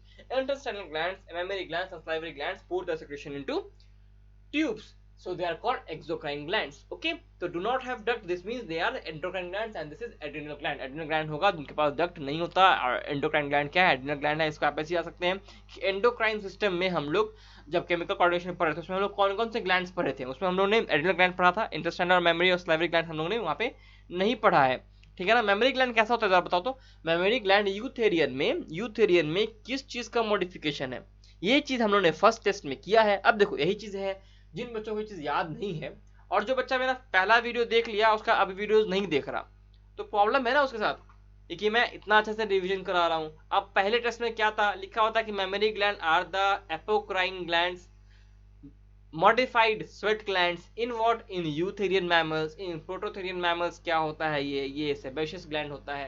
तो ऐसे याद रखना है इन चीजों को, जो आपको याद रहनी चाहिए पिछले वीडियोस में जो आए हैं। आते हैं पेडिग्री पे, इससे आपको बहुत डर लगता है, टेंशन नहीं, हम डर को मिटा दूंगा मैं, सारा डर मिट जाएगा। थोड़ा समय लेते हैं इस क्वेश्चन पे, ठीक है। Analyse the pedigree chart of families A and be below given below and select the correct option.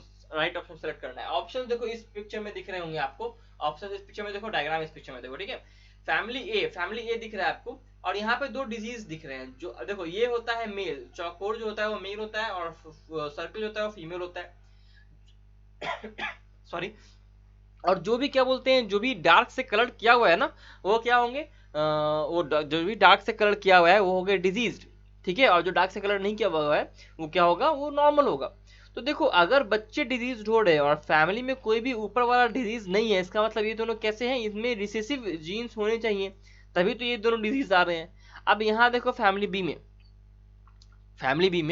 क्या है, फैमिली बी में क्या है कि ये दोनों डोमिनेंट है, ठीक है। ये दोनों क्या हो सकते हैं, हो सकता है कि ये भी हेट्रोजाइगस हो, ये भी हेट्रोजाइगस हो, लेकिन क्योंकि यहाँ पे देखो एक बच्चा जो है ना वो आ रहा है नॉर्मल, यानी नॉर्मल आ रहा है, इसका मतलब ऐसा होना चाहिए इसमें कि ये ऐसा हो, ये होना चाहिए। देखो मान लेते हैं कि कैपिटल टी से ना एक डिजीज होता है, इसका नाम है कैसे कहते हो, इसका नाम क्या कहते हो, टुक टुक डिजीज नाम है, ठीक है ना। इसका डिजीज का नाम है टुक टुक, कैपिटल डी से। और स्मॉल टी से एक डिजीज का नाम नहीं है, क्योंकि स्मॉल टी जहाँ पे जाएगा वहाँ पे किसी को डिजीज नहीं होगा, तो इसका जो होगा वो ऐसा होगा, टुक टुक का ऐसा होगा ये, और ये डिजीज का ऐसा होगा, ठीक है। और इन सब में क्या होगा ना कि ये मान लेते हैं डोमिनेंट है, ये डोमिनेंट है, तो एक भी रहेगा दोनों में मौजूद तो दोनों को डिजीज हो जाएगा, ये डोमिनेंट है, ठीक है, डोमिनेंट है तो दोनों को हो जाएगा। अगर सोचो डोमिनेंट नहीं मैं मानूँ ना, तो क्या ये डिजीज होगा, इसको नहीं होने वाला, क्योंकि ये फिर रिसेसिव में आ जाएगा ना, तो फिर हमें छोटा मानना पड़ेगा। मैंने कैपिटल टी माना ही इसे क्योंकि डोमिनेंट है।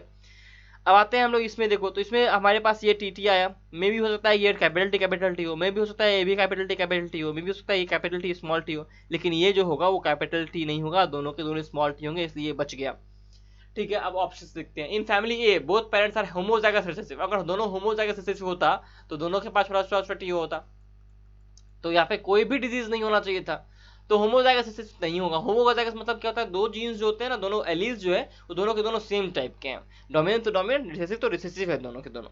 In family B both parents are homozygous dominant, homozygous dominant नहीं है, अगर ऐसा होता तो हमारा एक बच्चा सेफ नहीं होता, ठीक है ना। होमोजाइगस मतलब कि दोनों के दोनों ही कैपिटल टी है, ठीक है। ऐसा तो हो ही नहीं सकता ना, क्योंकि एक बच्चा हमारा सही आ रहा है, एक बच्चा देखो यहाँ पे हमारा सही आ रहा है। In family B both parents are heterozygous recessive. Heterozygous recessive नहीं है, क्योंकि यहाँ पे देखो हेटेरोजाइगस रिसेसिव अगर होता तो रिसेसिव क्या पहले कैरेक्टर्स आते हैं ना, यानी कि हमारे पास ये कैसा हो जाता, कलर ब्लाइंडनेस की तरह हो जाता है ना। और वहां पे जिसके पास रिसेसिव वो कैरियर कहलाता, उसको डिजीज नहीं दिखाई देता। लेकिन यहाँ पे एक ही कैरेक्टर आ रहा है, लेकिन फिर भी वो दिखाई हमें दे रहा है, इसलिए सी भी नहीं होगा आंसर। हमारे पास आते हैं डी पे, क्या बोल रहा है, in a family A both parents are heterozygous recessive. बिल्कुल सही, जैसे मैंने अभी कहा कि दोनों कैसे हैं, हेटेरोजाइगस रिसेसिव होंगे, तभी तो क्या होगा कि यहाँ पे इन दोनों में कैपिटल टी आ जाएगा, तो ये डिजीज हो गए।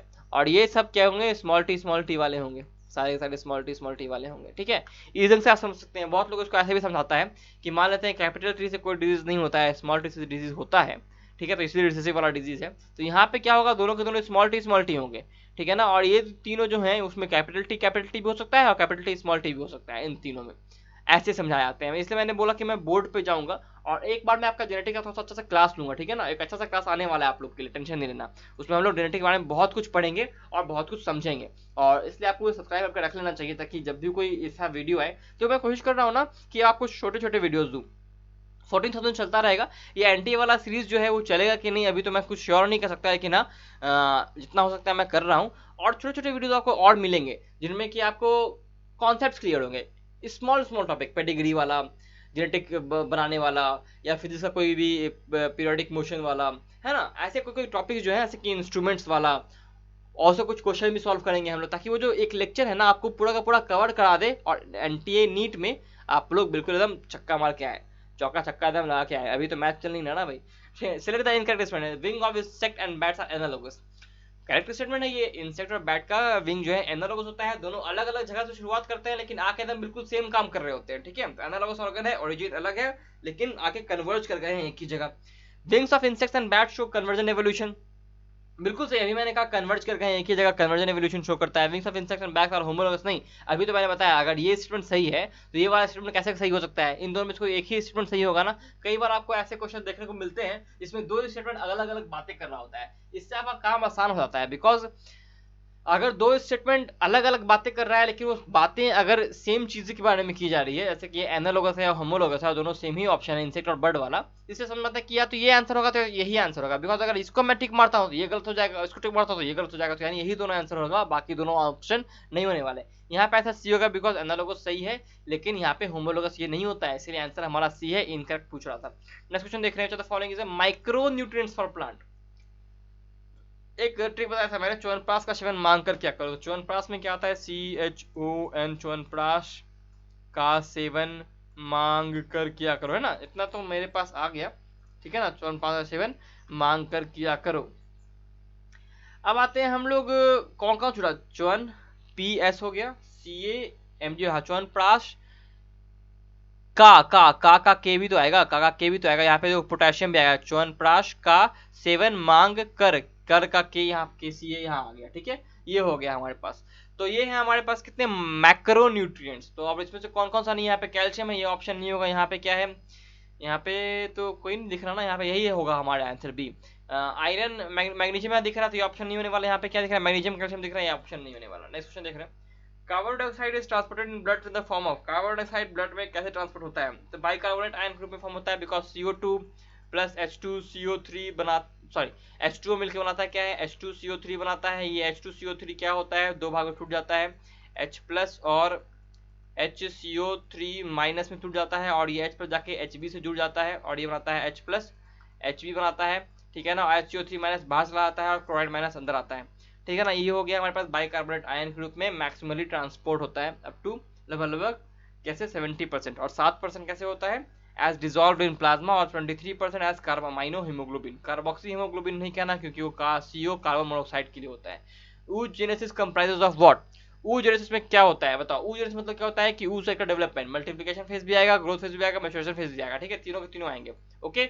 oogenesis मतलब क्या होता है कि सेल मल्टीप्लाई भी करेंगी, ताकि वो हमारा जो मदर सेल है वो बन सके, कि ग्रोथ फेज भी होगा, फिर मैच्योरेशन फेज भी होगा। नेक्स्ट क्वेश्चन पे आते हैं, a free living nitrogen fixing cyanobacterium which can also symbiotic with the, अरे यार अभी ना इस क्वेश्चन किया हम लोगों ने, एजोला वाला, एनोबिना हो गया है ना, पैडी फील्ड्स में काम आता है। नेक्स्ट क्वेश्चन देख रहे हैं, कोलेरा बैक्टीरियल डिजीज है, विब्रियो क्लोरा से होता है। शेप भी याद रखना चाहिए आपको, विब्रियो क्लोरा से होता है, विब्रियो कोलेरा से होता है, और ये कैसा होता है, सिंगल फ्लैजेला होता है, इसमें बैक्टीरिया से होता है, ठीक है। वाटर बॉर्न डिजीज है, भी ध्यान रखना है, द वाटर बॉर्न डिजीज है, भी ध्यान रखना है, ठीक है, बहुत इंपॉर्टेंट है, because cholera is a water borne disease, बहुत बड़ा पैंडेमिक भी आया था इसके कारण। The plant that can grow on saline soils with high concentration of NaCl2, ये जो साल्ट्स लिखे हुए हैं, हाई सलाइन सॉइल्स मतलब क्या है, इसमें साल्ट्स ज्यादा है, तो साल्ट्स के नाम लिखे हुए हैं, NaCl2 यही तो गलत लिखा हुआ है, NaCl होना चाहिए था, तो गलती हो गया ना यहाँ पे, एनटी ऐप से कोई बात नहीं, NaCl2 नहीं NaCl होता चाहिए था, वैलेंस नहीं है इसमें।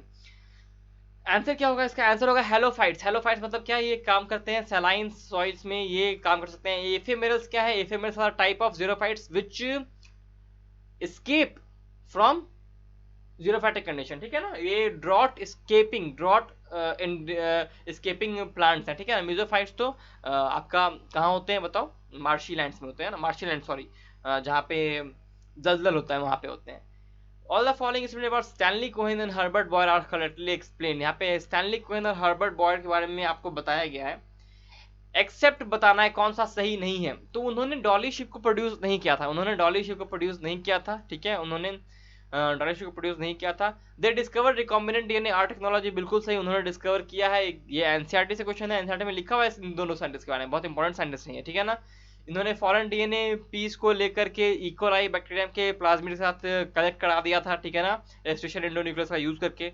और इन्होंने antibiotic resistance gene by cutting one piece of DNA, इन्होंने सब चीज मतलब प्रोसेस पर बताया था कि कैसे हम लोग डीएनए टेक्नोलॉजी का यूज कर सकते हैं। इन्होंने डॉली शिप का प्रोडक्शन नहीं किया था, इसलिए यही आंसर होगा, बिकॉज यहाँ पे एक्सेप्ट पूछ रहा है कि कौन सा सही है, वो तो पता है हमें, लेकिन कौन सा सही नहीं है वो बताओ। तो आंसर हमारा क्या होगा यहाँ पे, बी वाला आंसर होगा हमारा, ठीक है। नेक्स्ट क्वेश्चन देख रहे हैं, in male cockroaches sperms are stored in which of the part of the reproductive system. अच्छा क्वेश्चन है, ऐसे क्वेश्चन थोड़ा सा मुश्किल हो जाते हैं आप लोग के लिए। आंसर यहाँ पे सेमाइनल वेसिकल्स होगा, बिकॉज हमारे में ऐसा नहीं होता, लेकिन कॉकरोचों में ऐसा होता है कि स्तंभ जो होता है उनका, वो इस सेमाइनल वेसिकल्स में स्टोर होते हैं। मशरूम ग्लैंड्स और वास्ट डिफरेंसेस तो सिस्टम में ट्रैवल कराने में हेल्प करते हैं, टेस्टिस प्रोड्यूस करते हैं, मशरूम ग्लैंड उसमें सेक्रेशन प्रोवाइड करते हैं, ठीक है। नेक्स्ट क्वेश्चन देख रहे हैं, which pair of structure distinguish nerve cell from other cells, nerve cell से अदर सेल्स को कौन से स्ट्रक्चर्स को डिफरेंशिएट कराता है। देखो वैक्यूल्स और फाइबर्स तो हला बहुत सारे सेल्स में देखने को मिलते हैं, माइटोकॉन्ड्रिया और nucleus, each and every cell we find it, है ना, कहाँ और नहीं मिलता, आरबीसी में और सीव ट्यूब सेल्स में हमें नहीं मिलता है, इंपॉर्टेंट है ये दोनों, यहाँ नहीं मिलता। फ्लैजेला और मेडुलरी शीथ, ये तो हमें मिलता है, फ्लैजेला तो यार बहुत सारे सेल में मिलता है ना, और नर्व सेल में फ्लैजेला होता ही नहीं है, तो इसमें कौन सा स्ट्रक्चर बोल रहा है कि नर्व सेल में प्रेजेंट होता है, तो नर्व सेल में तो फ्लैजेला होगा ही नहीं, तो ऑप्शन ही गलत है, ये ऑप्शन भी गलत है, बिकॉज फाइबर्स में होता ही नहीं है, और ये तो हर सेल में होता है, तो ये तो रहेगा ही। पेरिकैरियन एंड डेंड्राइट्स, बिल्कुल सही यही होगा ऑप्शन, बिकॉज ये और किसी सेल में देखने को नहीं मिलते हैं हमें, सिवाय हमारे किसमें, नर्व सेल में, ठीक है, न्यूरॉन में। पेरिकैरियन क्या है, इसको साइटोन कहते हैं, ठीक है ना, साइटोन मतलब होता है पेरिकैरियन, ओके,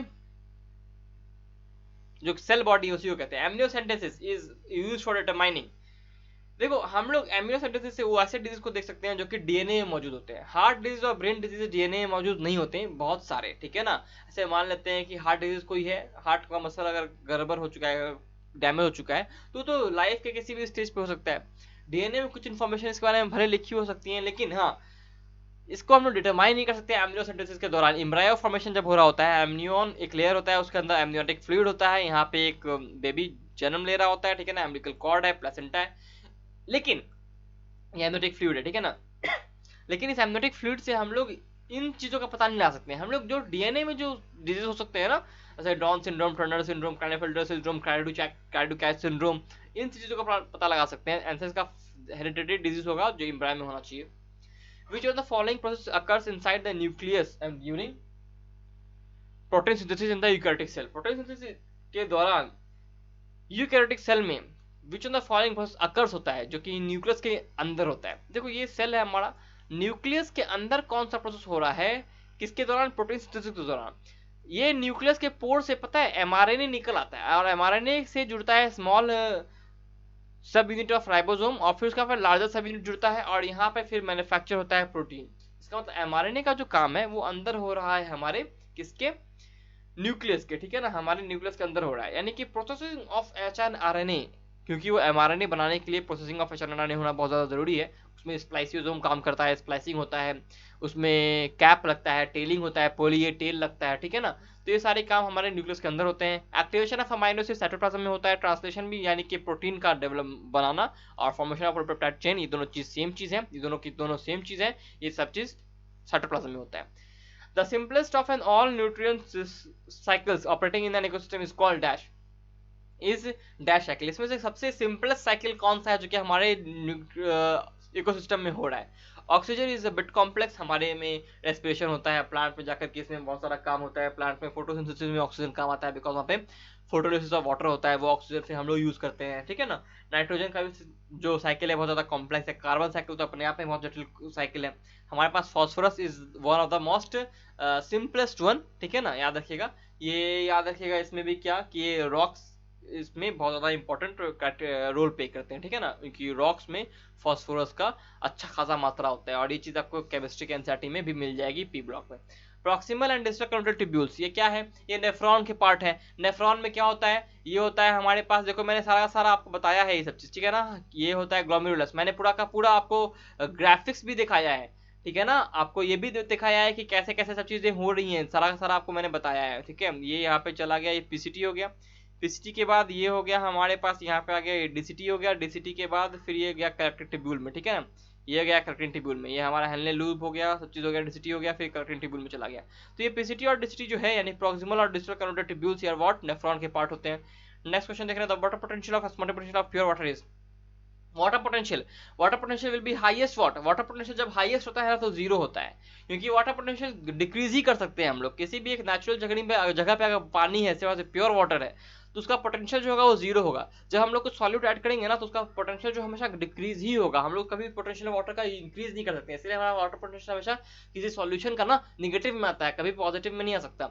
आंसर होगा इसका जीरो, पहला वाले का। Water potential of pure water is zero, ठीक है। ऑस्मोटिक पोटेंशियल, क्योंकि उसमें कोई भी तरह का सॉल्यूट नहीं मौजूद है, कोई भी तरह का सॉल्यूट मौजूद नहीं है, इसका मतलब उसका ऑस्मोसिस करने का पोटेंशियल जो है वो भी जीरो है।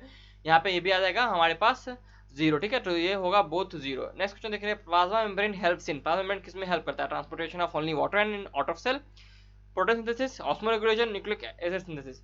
डीएनए आरएनए सिंथेसिस में प्लाज्मा मेम्ब्रेन हेल्प करता है? आपको लगता है कि ऐसा होता होगा? नहीं होता होगा ना यार ऐसा। राइबोसोम सेक्रेट बनाता है प्रोटीन, ये भी नहीं होता। Transportation of only water in and out of cell, नहीं, ये बहुत सारा काम करता है। ऑस्मो रेगुलेशन में हेल्प करता है, आयन के सेलेक्टिव पैसेज को लेके हेल्प करता है कि आयन कैसे आएंगे जाएंगे, बहुत सेलेक्टिवली हेल्प करता है। यहाँ पे होगा C, osmoregulation. What kind of therapy was given to 1990 a 4-year-old girl adenosine deaminase deficiency? इस चीज के बारे में मैंने पिछले वीडियो में ही बात किया है, वहां पे बताया था एडीए किससे सेक्रेट होता है। हम लोगों ने आंसर लगाया था लिम्फोसाइट, मैंने वहां पे ही एक्सप्लेन कर दिया था आपको कि ऐसे क्वेश्चन पूछे जा सकते हैं। अब देखो टेस्ट 3 में ऐसा क्वेश्चन आ गया, तो मैं जो बताता हूँ ना, और जो बच्चे यहाँ तक इस वीडियो को देख रहे हैं वो समझ रहे होंगे कि मैं कितना बारीकी से चीजों को देख रहा हूँ, और ये सब चीजें आपके लिए कर रहा हूँ, और ये आपको बिल्कुल फायदा करेगा यार, ठीक है। आंसर इसका जीन थेरेपी होगा, सॉरी हाँ, आंसर इसका क्या होगा? जीन थेरेपी होगा। ये अल्टीमेट है, अल्टीमेट क्योर है हमारे इस एडिनोसिन डीएमाइनेज का। इसके डिफिशिएंसी डिजीज क्या होता है? एससीआईडी डिजीज होता है, ठीक है ना। एससीआईडी डिजीज होता है इसी कारण, ठीक है। इस एससीआईडी का फुल फॉर्म क्या है बताओ? Severe combined immuno deficiency, severe combined immuno deficiency. और इसमें और भी सारा ट्रीटमेंट हम लोग करते हैं, लेकिन वो अल्टीमेट क्योर नहीं है, उसको दोबारा करना पड़ेगा, blood transfusion, bone marrow transplantation. लेकिन जीन थेरेपी जो होता है एम्ब्रायो के समय में दिया जाता है, उसके कारण बिल्कुल बिल्कुल ठीक हो जाता है, और ये हम लोगों ने पहली बार किया था, ठीक है। The fat soluble vitamin is, fat soluble vitamin 4 है, ए डी ई के। एडेक है ना, हेडेक होता है ना, हेडेक, आपको हेडेक हो रहा होगा बहुत सारा, भी एंटी ने इतना कर दिया, तो ये एडेक जो है ना, ADEK are the fat soluble vitamin. इसमें से कौन कौन सा है इसमें बताओ? एडेक, एडेक यहाँ पे सी दिखेगा, ठीक है ना, के, और के is what? Fat soluble vitamin, ठीक है। विटामिन बी कॉम्प्लेक्स और सी जो होता है वो क्या होते हैं? वो फैट सॉल्युबल विटामिन नहीं होते हैं, वाटर सॉल्युबल होते हैं, विटामिन बी और vitamin C. Major aerosol pollutant in jet plane emission is, jet plane के एमिशन के दौरान जो मेजर एरोसोल पोल्यूशन है, एरोसोल मतलब क्या होता है? वैसे पोल्यूटेंट जो एयर में आएंगे, ठीक है ना। तो जेट प्लेन अगर जब हम लोग चलाते हैं तो उस समय जो मेजर एरोसोल पोल्यूटेंट होता है, यानी एयर पोल्यूटेंट जो मेजर है, वो कौन सा है? वो है फ्लूरोकार्बन, ठीक है, फ्लूरोकार्बन, या फिर इसको कह सकते हैं हम, ठीक है ना, क्लोरोफ्लूरोकार्बन भी कहते हैं इसको। और यही मेन कॉज है जो कि ओजोन लेयर डिप्रेशन करा रहे थे, जिसको हम लोग मॉन्ट्रियल प्रोटोकॉल में हम लोगों ने इसका ट्रीटी साइन किया था, सारे के सारे देशों ने। वहाँ क्या ट्रीटी साइन हुआ था मॉन्ट्रियल प्रोटोकॉल में? कि हमारे लिए ओजोन लेयर बहुत ज़्यादा ओजोन लेयर बहुत ज़्यादा जरूरी है, जो कि लोअर लेयर ऑफ स्ट्रेटोस्फीयर में मौजूद होता है, जिसका हम लोग थिकनेस डॉब्सन यूनिट में कैलकुलेट करते हैं। ये अभी मैंने देखो 3 क्वेश्चन बता दिए मॉन्ट्रियल प्रोटोकॉल के बारे में, ओजोन लेयर के बारे में, कहाँ मौजूद होता है स्ट्रेटोस्फीयर में, लोअर लेयर में होता है, फिर डॉप्सन यूनिट। तो देखो ये सारे क्वेश्चन देखना आपको आने वाले टेस्ट में देखने को मिल जाएंगे। फ्लोरोकार्बन यहाँ पे होगा, फ्लोरोकार्बन कह सकते हो। Among the human ancestor the brain size was more than 1000 CC. 1000 CC से ज्यादा किसमें होता है हमारे पास, क्या ब्रेन साइज होगा? होमो निएंडरथैलेंसिस। होमो निएंडरथैलेंस कि निएंडरथैल्स जो है ना उनके पास 100 से ज्यादा सीसी का ब्रेन था, ठीक है ना। होमो हैबिलिस जो थे, होमो हैबिलिस जो थे उनके पास 680 से लेकर 700 800 कह सकते हो, ठीक है ना। होमो इरेक्टस 900 थे, 900 सीसी था इनका ब्रेन का साइज। अगर ब्रेन ये देखो, ये है हमारे पास 1, ये है 2, ये है 3, ये है 4, ये हो गया इंसान का शक्ल, ठीक है। और ये मैंने कान बना दिया, ठीक है। अगर इस ब्रेन को ऐसे हम लोग काट दें और इस काटने के बाद यहाँ पे जो है स्कल का हड्डी बचेगा, उसको हम लोग कटोरा बना लें और कटोरा में हम लोग पानी भर दें, तो कितना ml पानी भराएगा उसको अगर हम लोग सेंटीमीटर क्यूबिक में अगर नापें, वही यहाँ पे हम लोग बोलते हैं ब्रेन साइज, ठीक है ना। उसी को हम लोग ब्रेन, ये सी क्या है, सीसी, ये सेंटीमीटर क्यूब है, ठीक है ना, जो कि आपको वॉल्यूम बताता है कितना स्कल साइज है। तो ये है होमो इरेक्टस का 900, होमो हैबिलिस का कितना होता है 680 से लेके 700 या 800 भी मान सकते हो, ठीक है। आगे बढ़ते हैं।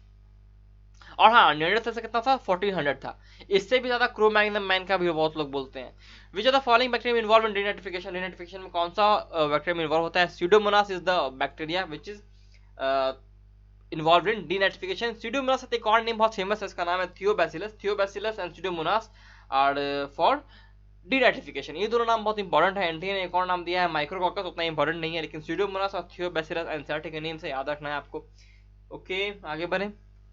Explosion of population India is due to. जब हम लोग ने एक्सप्लोजन ऑफ पॉपुलेशन जो हमारे इंडिया में हुआ वो क्यों हुआ? क्योंकि हम लोगों ने आजादी के बाद क्या क्या पता है, हम लोगों ने जच्चा बच्चा का जान बचाया। जच्चा बच्चा मतलब क्या होता है, जो प्रेग्नेंट मदर होती है जब वो बच्चे को जन्म देती है, तो पहले क्या होता था ना कि मेडिकल केयर उतना नहीं था, उस कारण से जो कि मदर है उसकी भी जान चली जाती थी, जो बच्चे होते थे उसकी उनकी भी जान चली जाती थी। तो हम लोग ने उन दोनों की जान को बचाया। तो हम लोग ने मोर्टेलिटी को ना घटा दिया, और जो बूढ़े थे ना उनका भी हम लोग ने अपना सिस्टम को इम्प्रूव किया, और सिस्टम इंप्रूव करने के बाद हम लोग ने बूढ़े लोगों की जान को भी बचाया है बहुत ज्यादा। तो हम लोग ने मोर्टेलिटी को घटा दिया, ठीक है ना। हम लोगों ने नेटेलिटी को बढ़ा दिया, क्योंकि जो बच्चे हैं वो ज्यादा जन्म ले रहे हैं, ज्यादा डेथ नहीं हो रहा उनका, अच्छे से उनका केयर हो रहा है, प्रॉपर केयर हो रहा है, तो नेटेलिटी भी बढ़ गई। तो मोर्टेलिटी घट गई, नेटेलिटी बढ़ गई। और इलिटरेसी, इलिटरेसी क्यों जिम्मेदार है इसके लिए? बिकॉज इफ लिटरेट, अगर कोई भी लिटरेट पर्सन है तो जानता है, वो जानता है इस बात को कि जितने ज्यादा खाने के वाले लोग उतना ज्यादा मेहनत करना पड़ेगा, उतना ज्यादा हमें हमारे ऊपर प्रेशर आएगा। देखो पीपल थिंक दैट ना कि अभी मैं सोशल इशू को एड्रेस नहीं करना चाहता, तो आगे बढ़ते हैं। ऑल ऑफ द अबव, ठीक है। मैं वरना फिर फ्लो में बह जाऊंगा। Haploid plants are preferred in over diploids for mutation study because in haploids. कभी आराम से एग्जाम के बाद बैठेंगे बातें करेंगे, ठीक है ना। Okay, haploid plants are preferred over diploids for mutation study because in haploids. देखो हैप्लॉइड प्लांट को हम लोग डिप्लॉइड्स के ओवर म्यूटेशन स्टडी में हम लोग कंसिडर करते हैं। अगर कोई तुमसे बोलेगा कि बताओ कि तुम्हारे पास दो प्लांट है, एक डिप्लॉइड प्लांट है जिसका एक 2N है और एक N प्लांट है तुम्हारे पास, ठीक है, दो प्लांट है, इनमें तुमको म्यूटेशन स्टडी करना है, तुम किसको चुनोगे? तुम्हारा दोस्त बोलेगा सर मैं तो 2N वाला को चुनूंगा, उसमें ज्यादा क्रोमोसोम अच्छे से डिस्कस कर पाऊंगा, मैं अच्छे से उसमें रिसर्च हो पाएगा। तुम चुनोगे हैप्लॉइड वाला को, तुमको बड़ा निराशा होगी कि यार मुझे हैप्लॉइड वाला मिल गया, मेरे दोस्त ने 2N वाला चुन लिया, कितना अच्छा था। लेकिन तुमको पता है क्या, तुम्हारा स्टडी ज्यादा अच्छा होगा, बिकॉज हैप्लॉइड प्लांट में कोई रिसेसिव फैक्टर भी होगा ना तो आपको दिख जाएगा, कोई डोमिनेंट होगा तो भी दिख जाएगा। लेकिन इसका क्या प्रॉब्लम है, जब तक रिसेसिव वाला दोनों नहीं मिलेगा तब तक उसको दिखेगा ही नहीं कैरेक्टर। ये इसमें भी आपको टॉल दिखाई देगा, इसमें भी टॉल दिखाई देगा, कंफ्यूजन ही कंफ्यूजन। इसीलिए रिसेसिव म्यूटेशन जो होता है एक्सप्रेस होता है इमीडिएटली, इसलिए आपको हैप्लॉइड प्रोसेस को चुनना आसान होता है।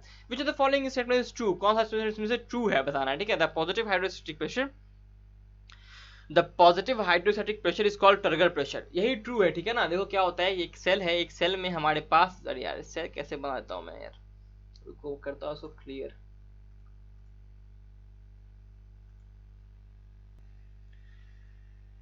ठीक है, तो ये एक सेल है हमारे पास, ये एक सेल है हमारे पास, और इस सेल में हमारे पास एक सेल वॉल था पहले, ठीक है, ये प्लाज्मा मेम्ब्रेन, ठीक है। और इस सेल में अगर हमने पानी पूरा भर दिया, हाइड्रोस्टैटिक प्रेशर यानी पानी होता है, ये सेल का जो पूरा वॉल्यूम है वो पूरी तरह से भर चुका है, और ये देखो सेल मेम्ब्रेन जाकर चिपक गया है किससे, हमारे प्लाज्मा मेम्ब्रेन से। अब ये सेल मेम्ब्रेन के कारण एक प्रेशर लगेगा वॉल के ऊपर, जो टर्गर प्रेशर कहते हैं, जो कि पॉजिटिव हाइड्रोस्टैटिक प्रेशर होता है। आंसर इसका ट्रू यही है, ठीक है। ओके, आगे बढ़ते हैं। A good source of lipase, lipase का गुड सोर्स क्या है, लाइपेज कहाँ से अच्छे से मिलता है हमें? पैनक्रेटिक जूस में लाइपेज बहुत मात्रा में रहता है, सलाइवा में भी लाइपेज मौजूद रहता है। इस चीज को एनसीईआरटी लिखता है, आपको ह्यूमन फिजियोलॉजी स्पॉट ऑन वाला देखना चाहिए, जरूर जाके देखना चाहिए, ठीक है ना। कमेंट करो, अच्छा लगे तो मैं उस ऐसी सीरीज और लाऊंगा। मैंने खाली ह्यूमन फिजियोलॉजी बना करके पूरा यूनिट बना कर छोड़ दिया है अभी, ठीक है ना। अगर आपको रिस्पॉन्स उस पर ज़्यादा अच्छा नहीं था इसलिए मैंने उसको आगे नहीं बढ़ाया भी। मैं बहुत ऑनेस्ट हूँ यार, बता देता हूँ क्यों नहीं बढ़ाया। अगर आपका रिस्पॉन्स बढ़ने लगेगा तो मैं ज़रूर बनाऊंगा उस पर। गुड सोर्स ऑफ लाइपेज जो होता है पैनकेटिक जूस। पैनकेटिक जूस में लाइपेज का अच्छा मात्रा होता है, लेकिन सलाइवा में भी मौजूद होता है। अगर कोई कहे तो एनसीईआरटी में बात लिखी हुई है कि सलाइवा में भी लाइपेज मौजूद होता है, ध्यान रखिएगा। बाइल में किसी तरह का एंजाइम नहीं होता, गैस्ट्रिक जूस में लाइपेज होता ही नहीं, because lipase can not act and in acidic environment. Tissue that is mainly compose of fat storing cells, मैंने इंग्लिश में बोला अभी, लाइपेज जो है एसिडिक इन्वायरमेंट में काम नहीं कर सकता। Tissue that is mainly composed of fat string, adipose tissue. Adipose tissue is stored fats. Adipose tissue is stored fats. सारे क्वेश्चन एनसीईआरटी से हैं, एक क्वेश्चन में एनसीईआरटी से बाहर नहीं दिखाई मुझे। एडिपोज टिश्यू 57 क्वेश्चन हो चुके हैं, 57। नेक्स्ट क्वेश्चन देख रहे हैं, which are the following, read the following statements, how many statement are correct. इसमें कौन कौन से स्टेटमेंट्स हमारे पास करेक्ट है ये बताना है। देखो कौन कौन से स्टेटमेंट हमारे पास करेक्ट है, देख लेते हैं। An elaborate network of vessels called the lymphatic system collects tissue fluid and drains it in the major veins. The fluid present in the lymphatic system is called lymph. Lymph is a colorless fluid containing specialized lymphocytes. Fat are absorbed through lymph in the lacteals present in the intestinal villi. बस, अरे चारों statement सही है यार, चारों statement सही है। बिल्कुल एनसीईआरटी का लाइन है। इलेबोरेट नेटवर्क होता है वेसल्स का, लिम्फेटिक वेसल्स का होता है, ठीक है। वेसल्स मतलब ये नहीं ब्लड वेसल्स समझ लेना, लिम्फेटिक वेसल्स को भी लिम्फेटिक वेसल्स ही कहते हैं। ऐसा चारों सही है। इसमें स्टेटमेंट क्या होता है कि लिम्फेटिक सिस्टम क्या करता है, सारा टिश्यू फ्लूइड कलेक्ट करता है और फिर मेजर वेन्स में जाके मिला देता है। मैंने ये बताया है पिछली बार जब हम लोग देख रहे थे, हमने देखा था कि लिपिड्स को कैसे एब्जॉर्ब करते हैं। लिपिड को फैटिक एसिड और ग्लाइसरॉल कहते हैं, वो लैक्टिक एब्जॉर्ब करता है उसको। मैंने उस वीडियो में बोला है, अभी एनटीए वाले में ही बोला है, एनटीए 2 या एनटीए 3 वाले टेस्ट में बोला है मैंने। 2 3 तो बता ही रहा हूँ, 1 या 2 वाले में मैंने बोला है। तो जो बच्चे पूरा देख रहे हैं उनको समझ में आ रहा होगा कि सर ने पहले ही सारे क्वेश्चन सॉल्व करा चुके हैं 1 और 2 में ही। मैंने बताया था उसमें कि जो लिम्फेटिक वेसल्स होते हैं वो जाके मेजर वेन्स में जाकर के, वेना कवा में जाकर के सारे के सारे टिश्यूज को मिला देते हैं, ब्लड को मिला देते हैं, ब्लड में मिल जाते हैं और सारा का सारा टिश्यू फ्लूइड जो है ब्लड में आपस से मिल जाता है, ठीक है। कलरलेस टिश्यू होता है, इसमें लिम्फोसाइट्स होते हैं, लिम्फ कहते हैं इसके फ्लूइड को, और इंटेस्टाइनल विलाई इसके लैक्टिक एब्जॉर्ब करते हैं। आंसर का 4 हो जाएगा, सारे स्टेटमेंट्स इसमें सही है। The nucleolus is the site of formation of, the nucleolus is the site of formation of RNA and that too also ribosomal RNA, ठीक है ना। राइबोसोमल आरएनए को बनाने में न्यूक्लियोलस जो होता है मौजूद होता है। ये न्यूक्लियस, ये सेल है, सेल के अंदर न्यूक्लियस है, न्यूक्लियस जो होता है न्यूक्लियस के अंदर होता है, जो कि इसके ऊपर कोई कवरिंग नहीं होता, ये नॉन मेम्ब्रेनस स्ट्रक्चर है, ये नॉन मेम्ब्रेनस स्ट्रक्चर है। नेक्स्ट क्वेश्चन देख रहे हैं हम लोग, विच of the following statement is correct. इसमें कौन सा स्टेटमेंट हमारे पास करेक्ट है ये बता रहा है। Fertiliser in humans takes place in womb, नहीं वूम यानी यूट्रस होता है, ठीक है। वूम को यूट्रस कहते हैं। ये होता है कहाँ फर्टिलाइजेशन, एम्पुला इस्थेमिक जंक्शन पे होता है, ठीक है। एम्पुलरी इस्थेमिक जंक्शन पे होता है। जाइगोट कंटेन्स डिप्लॉइड, नहीं ये diploid, zygote are always diploid, zygotes are always diploid. Fertilization members in membrane in avoids polyspermy, बिल्कुल सही। Fertilization membrane in avoids polyspermy. एक ओवम में अगर एक बार स्पर्म आ गया, टेल तो बाहर रह जाता है ना, टेल तो बाहर रह जाता है और अंदर आ जाता है उसका न्यूक्लियस स्पर्म का, और ये है ओवम या सेकेंडरी साइड का हमारा क्या, न्यूक्लियस। तो यहाँ पे होता है केमिकल रिएक्शन होता है इसके पूरे मेम्ब्रेन पे, और वो बाकी स्पर्म जो यहाँ पे आके अटैक कर रहे हैं उनको अंदर घुसने से रोकता है, और ये पॉलीस्पर्मी को रोक देता है। यानी एक से ज्यादा स्पर्म अंदर आ जाएंगे उसको पॉलीस्पर्मी कहेंगे, उसे रोक देता है। ये स्टेटमेंट बिल्कुल सही है। Primary oocyte inhibits the process of oogenesis। Primary oocyte जो होता है कि प्रोसेस को क्या बोल रहा है, इनहिबिट, अरे प्राइमरी oocyte क्यों करेगा इनहिबिट प्रोसेस ऑफ oogenesis को, ये गलत स्टेटमेंट है, ठीक है। नेक्स्ट क्वेश्चन देख रहे हैं, the condition in which the potassium levels increase is known as hyper बताओ हाइपर क्या होगा, हाइपरकैलेमिया। इस चीज के बारे में मैंने बताया है आपको स्पॉटन ह्यूमन फिजियोलॉजी में। मैंने वहाँ इस चीज एनसीईआरटी क्वेश्चन एनसीईआरटी से नहीं है, ठीक है, क्वेश्चन एनसीईआरटी से नहीं है, लेकिन इतना यार नॉलेज होना चाहिए। पोटेशियम का साइंटिफिक नेम क्या होता है, मतलब के से लिखते हैं ना, के का इसका मतलब क्या होता है, कैलियम ऐसा कुछ नाम होता है इसका, है ना, मुझे याद नहीं आ रहा। जैसे कि आपको सोडियम को हम लोग लिखते हैं, सोडियम होता है SODIUM, लेकिन हम लिखते हैं नाइट्रियम के रूप में Na, है ना। उसी रंग से हम लोग आते हैं। जब भी आपके ब्लड में सोडियम का मात्रा बढ़ेगा तो उसको हाइपर नाइट्रीमिया कहेंगे। अगर सोडियम का मात्रा घट जाएगा तो हाइपोनाइट्रीमिया कहेंगे। पोटेशियम का मात्रा बढ़ेगा तो हाइपरकैलेमिया कहेंगे, और घट जाएगा तो हाइपोकैलेमिया कहेंगे। डायरेक्टली क्वेश्चन एनसीईआरटी से हो सकता था ये, लेकिन अभी नहीं लिखा रहता है, लेकिन ये क्वेश्चन बहुत इजी है, ठीक है ना। फिर भी मैं चलो नहीं मान रहा हूँ एनसीईआरटी से, एक क्वेश्चन हमारा एनसीईआरटी के बाहर गया। Bacillus thuringiensis strains have been used for design। अब देखो मैंने ये बताया है ना अब अगर नीट 2020 में ये सोडियम वाला आ गया हाइपरनेट्रीमिया, तो मुझे मत बोलना सर आपने नहीं बताया। Bacillus thuringiensis strains have been used for designing novel, क्या बनाते हैं बैसिलस thuringiensis का स्ट्रेन्स? क्या नोवेल, नोवेल मतलब कि एकदम अच्छा सा यूनिक सा, ऐसा भी नोवेल कोरोना वायरस आया है ना, वो अच्छा नहीं है लेकिन हाँ वो बहुत यूनिक है, इसलिए नोवेल नाम है। क्या बनाते हैं वो बताओ, क्या बनाने में हेल्प करते हैं? बायो इंसेक्टिसाइडल प्लांट्स बनाने में हेल्प करते हैं ना, इनका जीन्स लेके हम लोग बायो इंसेक्टिसाइडल प्लांट्स बनाते हैं, ऐसे प्लांट्स जिनके अंदर पहले से ही इंसेक्ट्स को मारने के लिए जीन्स होते हैं। Bilateral symmetry, metameric segmentation, coelom, open circular system. अरे यार देखो, बायलैटरल सिमेट्री जहां आया, मेटामेरिक सेगमेंटेशन जहां आया, इससे दो चीजें क्लियर हो गई, या तो ये एनेलिडा है या तो ये ऑर्थ्रोपोडा है। सीलोम आ गया, इसका मतलब क्या बोलते हैं, ये ट्रू सीलोम वाला एस्केलेमेंथिस हो नहीं सकता क्योंकि ये बायलैटरल सिमेट्री है, ठीक है ना। बैलेट सिमेट्री तुम्हारा एस्केलेमेंथिस में देखने को मिलता है, नो डाउट, लेकिन उसमें मेटामेरिक सिमेंटेशन देखने को नहीं मिलता, यानी एनेलिडा या फिर ऑर्थ्रोपोडा होगा। ओपन जहां लिखा ये ऑर्थ्रोपोडा हो गया, ओपन जहां लिखा ऑर्थ्रोपोडा हो गया, क्लोज लिखा रहता तो ये हमारे पास एनेलिडा हो जाता, डायरेक्टली क्वेश्चन बदल जाता, ठीक है ना। एक बात और ध्यान रखो कि मोलस्का में भी ओपन सर्कुलर सिस्टम होता है, ये चीज बारे में एनसीईआरटी नहीं लिखता है, लेकिन बहुत गलत बात है, नहीं लिखता है। Mollusca is also open circular system तरह का जीव होता है ये। दूसरी बात क्या कि Arthropoda is the first largest phylum, तो मोलस्का इज द सेकंड, ठीक है। The structure which attaches, अरे यार, the structure which attaches the ovaries with the dorsal wall is known as, वैसे स्ट्रक्चर जो कि ओवरीज को डोर्सल वॉल से जोड़ते हैं उसको हम लोग मीजो ओवेरियम कहते हैं, ताकि वो वहां से खिसक ना जाए। पता है आपको, एक और मैं बताता हूँ, देखो अभी ये क्वेश्चन आया ना, ओवरीज का अटैचमेंट वाले पूछ लिया है। अब हम लोग एक और चीज ध्यान रखना चाहिए, अगर हम लोग फीमेल का बात करें तो मेल का बात तो करेंगे ना। ओवरीज अटैच होते हैं डोर्सल वॉल से, यानी कि पीठ से, ओवरीज पीठ की तरफ होते हैं और वो पीठ से अटैच होते हैं मीजो ओवेरियम से, ठीक है, ध्यान रखना, आपको ऐसे याद रहेगा, डोर्सल मतलब पीठ की तरफ से, ठीक है। तो ओवरीज अटैच होते हैं मीजो ओवेरियम से, तो जो हमारा जो यहाँ जैसे कि स्क्रोटल सैक है होता है, उसमें जो टेस्टिस होते हैं ना, वो अटैच होते हैं एक चीज से, एक लिगामेंट से, और लिगामेंट का नाम क्या है, उसको लिगामेंट का नाम है ग्यूबरनाक्यूलम कहते हैं, ग्यूबरनाक्यूलम, ठीक है ना, GUBERNACULUM कहते हैं, ठीक है, ग्यूबरनाक्यूलम कहते हैं, ध्यान रखिएगा।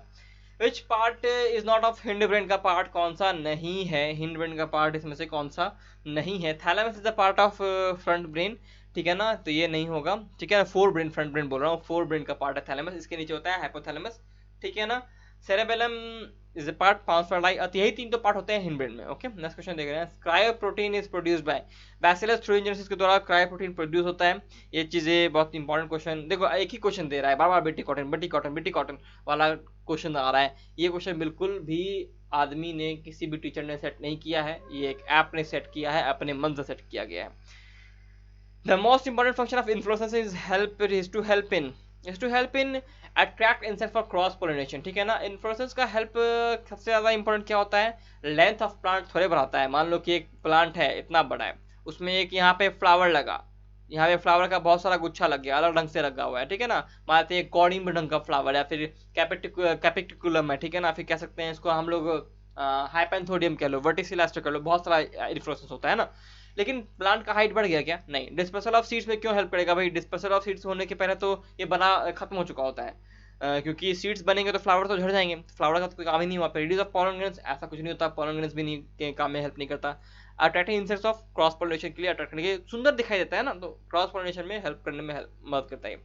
Enzyme that catalyse the endergonic synthesis of couple with exogonic hydrolyse of ATP, वैसा एंजाइम जो कि कैटलाइज करता है endergonic synthesis and coupled with exergonic hydrolysis of ATP. कहने का मतलब होता है कि अंदर ही अंदर ये एंजाइम का कर रहा होता है, ये काम करता है जोड़ने का, एंडरगोनिक सिंथेसिस काम करता है, लेकिन बाहर बाहर क्या करता है, एटीपी को हाइड्रोलाइज करता है, बिकॉज एनर्जी का जरूरत है इसे, तो ये काम करता है लाइगेज, ठीक है, जोड़ने का काम करता है लाइगेज, ठीक है, ये ध्यान रखिएगा, जोड़ने का काम करता है लाइगेज। आपको मैंने पहले बताया था कि आप लोग को याद रखना है इस चीज को। ओके, जो 6 क्लासिफिकेशन है ना एंजाइम के, 1 2 3 4 5 6, उसको याद रखना है। जो सीरीज है उसका, जो सीरीज है, सबसे पहले ऑक्सीडो रिडक्टेज आता है, तो डिहाइड्रोजिनेज भी कहते हैं। सेकंड वाला ट्रांसफरेज होता है, थर्ड हाइड्रोलेज होता है, फोर्थ लाइएज होता है, फिफ्थ आइसोमरेज होता है, और सिक्स होता है ligase. The correct explanation of binomial nomenclature का करेक्ट एक्सप्लेनेशन क्या है? देखो, पहला लेटर बी से है, छोटा लेटर स्मॉल से है, बहुत सही लिखा हुआ है, ये यही सही है। देखो, स्पीसीज का कैपिटल से लिखा हुआ है, गलत है, सारे के सारे कैपिटल में है, गलत है। ये देखो, जीनस पूरी तरह से कैपिटल में है, गलत है। इसमें बताना है कि वेस्टिबुलर apparatus के बारे में बताना है। Vestibular apparatus is the part of ear which supports you for balancing, है ना। बताना है कौन से स्टेटमेंट रॉन्ग है। It is a part of internal ear, बिल्कुल सही। It is compose of 3 semicircular canals and otolith organ consist of utriculus and cochlea. Cochlea नहीं होता, कॉक्लिया नहीं होता, ठीक है ना। इसकी जगह पे क्या होता है जल्दी बताओ। पहले नेक्स्ट स्टेटमेंट हम लोग पढ़ते हैं तब तक, अब तक तुमको बताना है क्या है कि कॉक्लिया की जगह क्या होता है, और कॉक्लिया की जगह और क्या होता है ये बताना है। नेक्स्ट देखो, क्रिस्टा और मैक्यूला। क्रिस्टा और macula, crista macula are the specific receptors of the vestibular apparatus।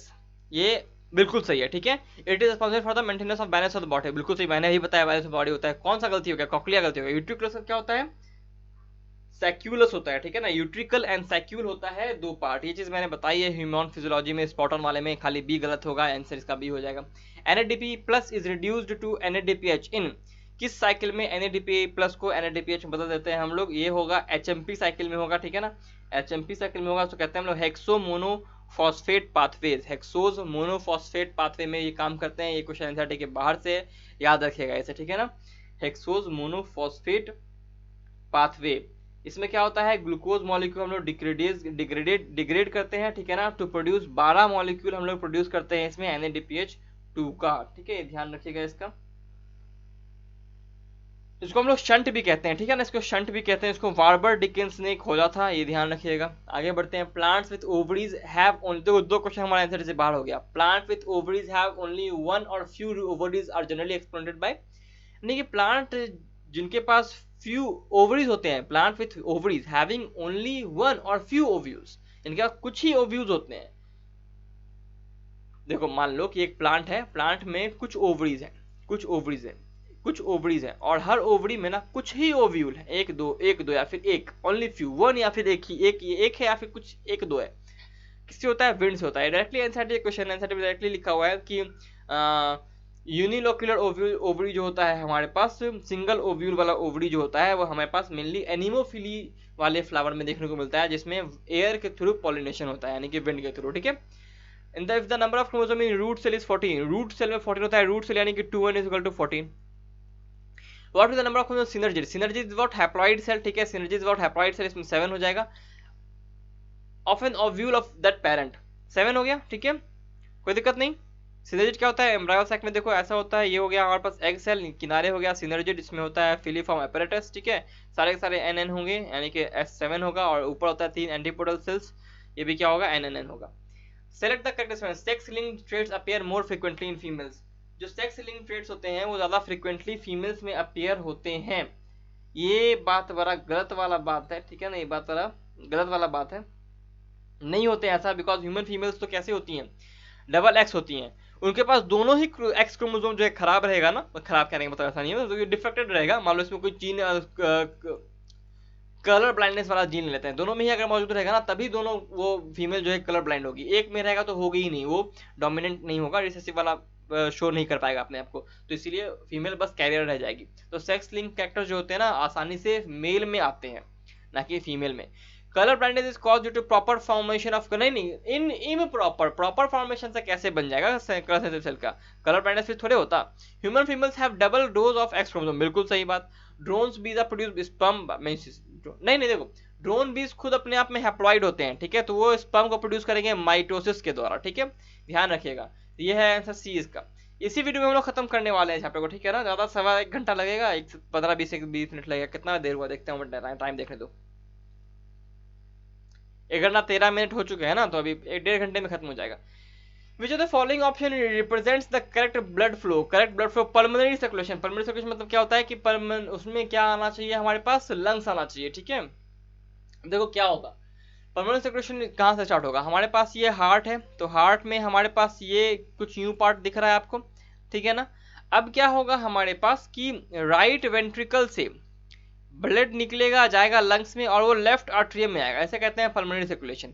Left atrium से ब्लड निकलेगा, जाएगा बॉडी में, ये आएगा फिर राइट आर्ट्रियम, इसे कहते हैं सिस्टेमिक सर्कुलेशन। तो स्टार्ट कहाँ से हो रहा है हमारे राइट वेंट्रिकल से। आंसर क्या हो जाएगा, राइट वेंट्रिकल पल्मोनरी आर्टरी होगा, बिकॉज यहाँ पे जो ब्लड वेसल है वो हार्ट के से ऑर्गन तक जा रहा है, इसलिए उसको आर्टरी कहेंगे।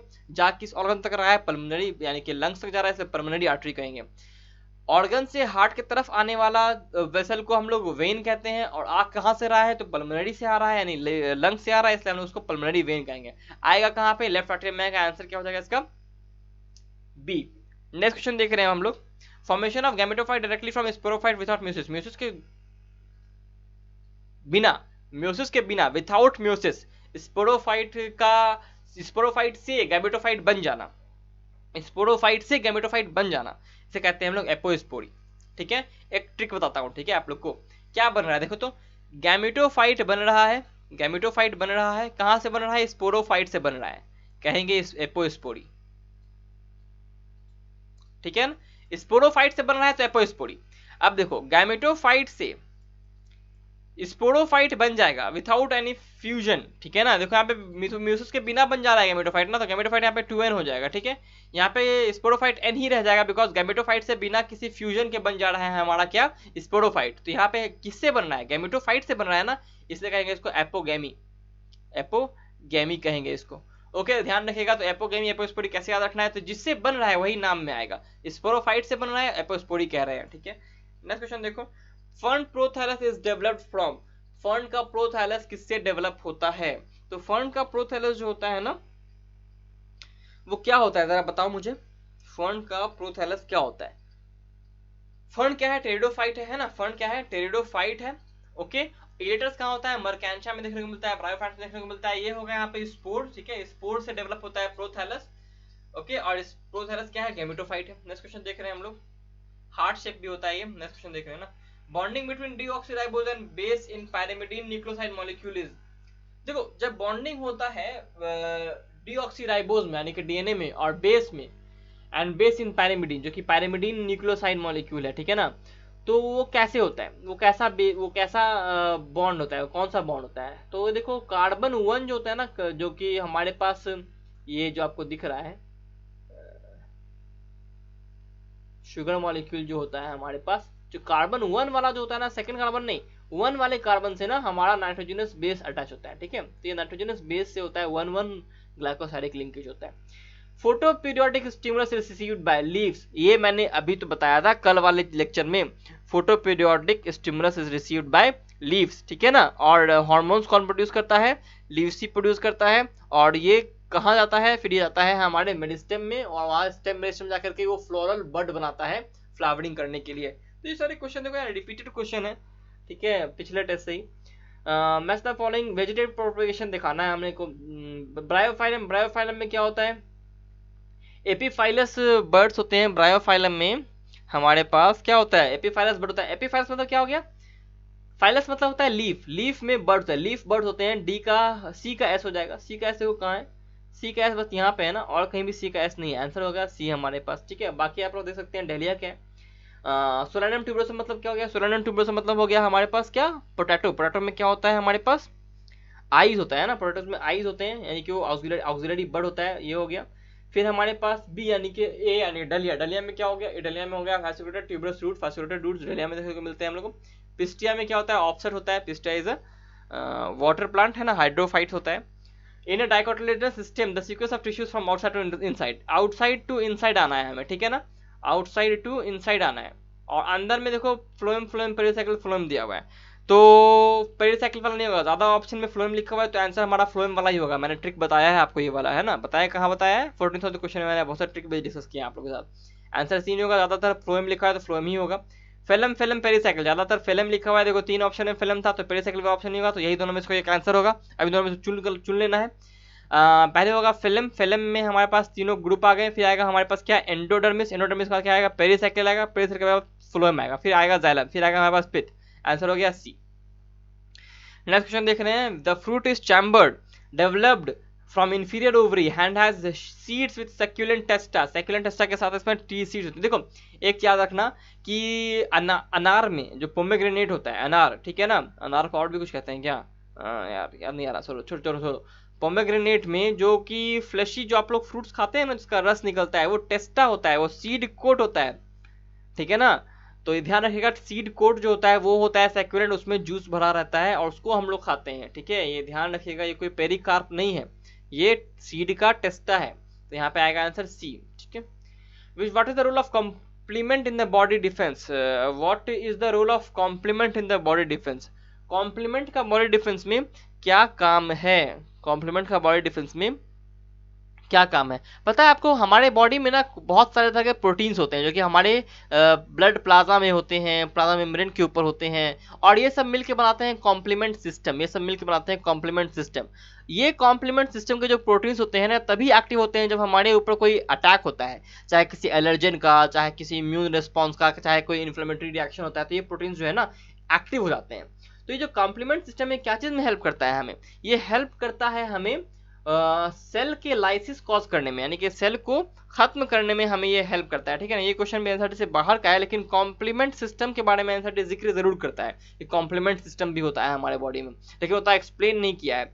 एंटीबॉडी तो बीटा से बीटा लिम्फोसाइट बनाते हैं, वायरल इन्फेक्शन रेप्लिकेशन में इंटरफेरॉन्स हेल्प करते हैं, एंटीजन प्रेजेंटेशन में ये हेल्प नहीं करते। ये होता है सेल लाइसिस में हेल्प करते हैं, ठीक है, ये सेल लाइसिस में हेल्प करते हैं, कॉम्प्लीमेंट सिस्टम लाइसिस कहते हैं इसे, ठीक है। आगे बढ़ रहे हैं। विच of the following is not a part of renal pyramid? Renal pyramid में कौन सा पार्ट नहीं? ये है हमारे पास किडनी, सारी चीजें मैंने बताई हैं आपको। ये हमारे पास बीच का इसका मेडुला, मेडुला में कुछ पार्ट पोर्शन जो होंगे वो अंदर की ओर आएंगे, इसको कहेंगे हम लोग, ये जो है रीनल कॉलम ऑफ बर्टिनी है, ठीक है ना। अब देखो पेरिट्यूबुलर कैपिलरीज, तो यहाँ पे जो कैपिलरीज होंगे, पेरिट्यूबुलर कैपिलरीज जो होंगे, यहाँ पे पेसिटी डीसीटी रहेगा, और इसके अंदर क्या आएगा? हेनलेस लूप आएगा, ठीक है ना। और not a part of renal pyramid, renal pyramid में कौन सा चीज पार्ट नहीं होता है ये बताना है आपको। तो कन्वर्टेड ट्यूब्यूल्स जो होते हैं वो पार्ट नहीं होते, बिकॉज पीसीटी डीसीटी जो होता है कॉर्टेक्स में आता है, मेडुला के अंदर लूप ऑफ हेनले आता है, फिर कलेक्टिव ट्यूब्यूल भी इसके अंदर आता है, ठीक है ना। पेरिट्यूबुलर कैपिलरीज तो सब चीज को कह लेंगे। पेरिट्यूबुलर कैपिलरीज में क्या होता है? PCT DCT plus Henle's loop, तीनों हो गया। तो इसमें तो ये आंसर हो नहीं सकता, बिकॉज ये स्पेसिफाई नहीं कर रहा है। हमारा कन्वर्टेड ट्यूब्यूल्स होगा डीसीटी पीसीटी, यानी कि प्रॉक्सिमल कन्वर्टेड ट्यूब्यूल और distal converted tubule.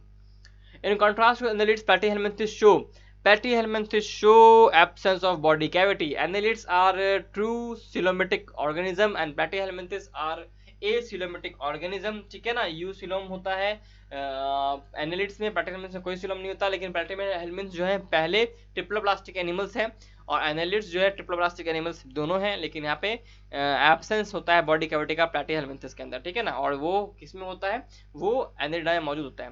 Oxidation of 1 NADH2 will yield 3 ATP, simple question है। पिछले वीडियो में हमने देखा था कि यूबिक्विनोन के पास जाके FADH2 एंटर करता है, इसीलिए वो क्या बोलते हैं, 2 ही ATP प्रोड्यूस कर पाता है। Next question, the cause of African sibling sickness. अरे यार ये क्वेश्चन मैंने कल बताया है मैंने वहां पे कल क्वेश्चन क्या था, कल क्वेश्चन था कि अरे क्या था, लेशमैनिया डोनोवानी, लेशमैनिया डोनोवानी पे क्वेश्चन था कल, है ना। वो डिजीज कॉज करता है, कालाजार डिजीज कॉज करता है लेशमैनिया डोनोवानी, वो भी एक फ्लैजेलेटेड प्रोटोजोआ है। मैंने उस वक्त बोला था आप लोग को कि ट्रिपनोसोमा जो होता है वो एक डिजीज कॉज करता है, उसको स्लीपिंग सिकनेस कहते हैं। मैंने दोनों चीज बताया है, और देखो अभी क्वेश्चन आ गया उससे, मैं बहुत खुश हूँ, आंसर मैंने पहले बता चुका है। लेट ब्लाइट ऑफ पोटैटो, अच्छा क्वेश्चन है। लेट ब्लाइट, ये भी एनसीईआरटी से क्वेश्चन है। Late blight of potato cause by fungi, fungi cause करता है लेट ब्लाइट ऑफ पोटैटो। नाम है फाइटोप्थोरा इन्फेस्टेंस, नाम है phytophthora infestans. Spindle fibre attach to the kinetochore of the chromosome, मैं 50,000 बता चुका हूँ इसको, अब मैं बताऊंगा नहीं, लेकिन बता तो प्राइमरी कॉन्स्ट्रिक्शन जो होता है ना, पहले टेस्ट में भी आया था ये चीज। प्राइमरी कॉन्स्ट्रिक्शन होता है, यहाँ पे सेंट्रोमेयर था, साइड्स ऑफ सेंट्रोमेयर लिखा हुआ था वहाँ पे, देखो यहाँ पे दो लिख दिया है काइनेटोकोर। तो पहले टेस्ट में मैंने बताया था कि यहाँ पे साइड में होता है क्या, कैरेटोकोर होता है, प्लेट होते हैं, इसके ऊपर आके स्पिंडल फाइबर अटैच होता है, और ऐसा लिखा आ सकता है कि on the sides of primary constriction, centromere को प्राइमरी कंस्ट्रक्शन भी कहते हैं। कैरेटोकोर आया अभी ऑप्शन में। लास्ट क्वेश्चन देख रहे हैं, the following A to D. A typical anther of angiosperm is dithecous, a typical anther of angiosperm is dithecous, बिल्कुल सही है, typical anther of angiosperm is dithecous होता है।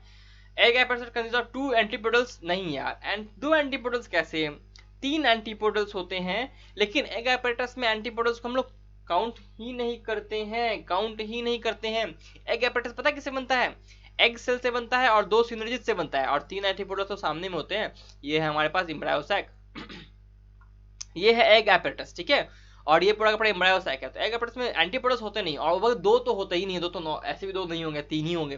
क्लिस्ट्रोगैमस फ्लावर्स इनएविटेबली ऑटोगैमस, बिल्कुल सही, because they can not open, वो open नहीं हो सकते, क्लिस्ट्रोगैमस फ्लावर ओपन नहीं होते। If a female parent produce unisexual flowers, there is no need to emasculation, बिल्कुल सही, एक फीमेल पेरेंट खाली यूनिसेक्सुअल फ्लावर प्रोड्यूस कर रहा है, इसका मतलब उसमें इमेस्कुलेशन कब तब करते हैं, जब इमेस्कुलेशन करते ही हम लोग मेल पार्ट को हटाने के लिए, मेल पार्ट है ही नहीं तो हटाएंगे क्या, ठीक है। तो ए सी डी आंसर, ए सी डी स्टेटमेंट सही है, कितने सारे सही हैं, 3 स्टेटमेंट सही है, आंसर हो गया सी हमारा। कौन सा स्टेटमेंट गलत था? बी वाला स्टेटमेंट हमारा पास गलत है। हम लोग ने देखा अभी तक हमारे पास लगभग 2 से 3 क्वेश्चन, आप लोग बोलेगा नहीं सर 3 से 4 क्वेश्चन, चलो ठीक है, 4 क्वेश्चन भी अगर बाहर है तो 9 क्वेश्चन का भी 10% होता है ना। तो ये बिल्कुल बिल्कुल 10% भी नहीं है हमारे पास। तो हमारे पास मोर देन 95% क्वेश्चन जो है एनसीईआरटी से आए थे। आपका मार्क्स कितना था ये बताइए मुझे। अगर नहीं गलती हो रहा है तो प्लीज अपना गलतियों को सुधारिए। अगले वीडियो में मिलते हैं आपसे, ठीक है। Till then take care, study smart, work hard and stay healthy guys.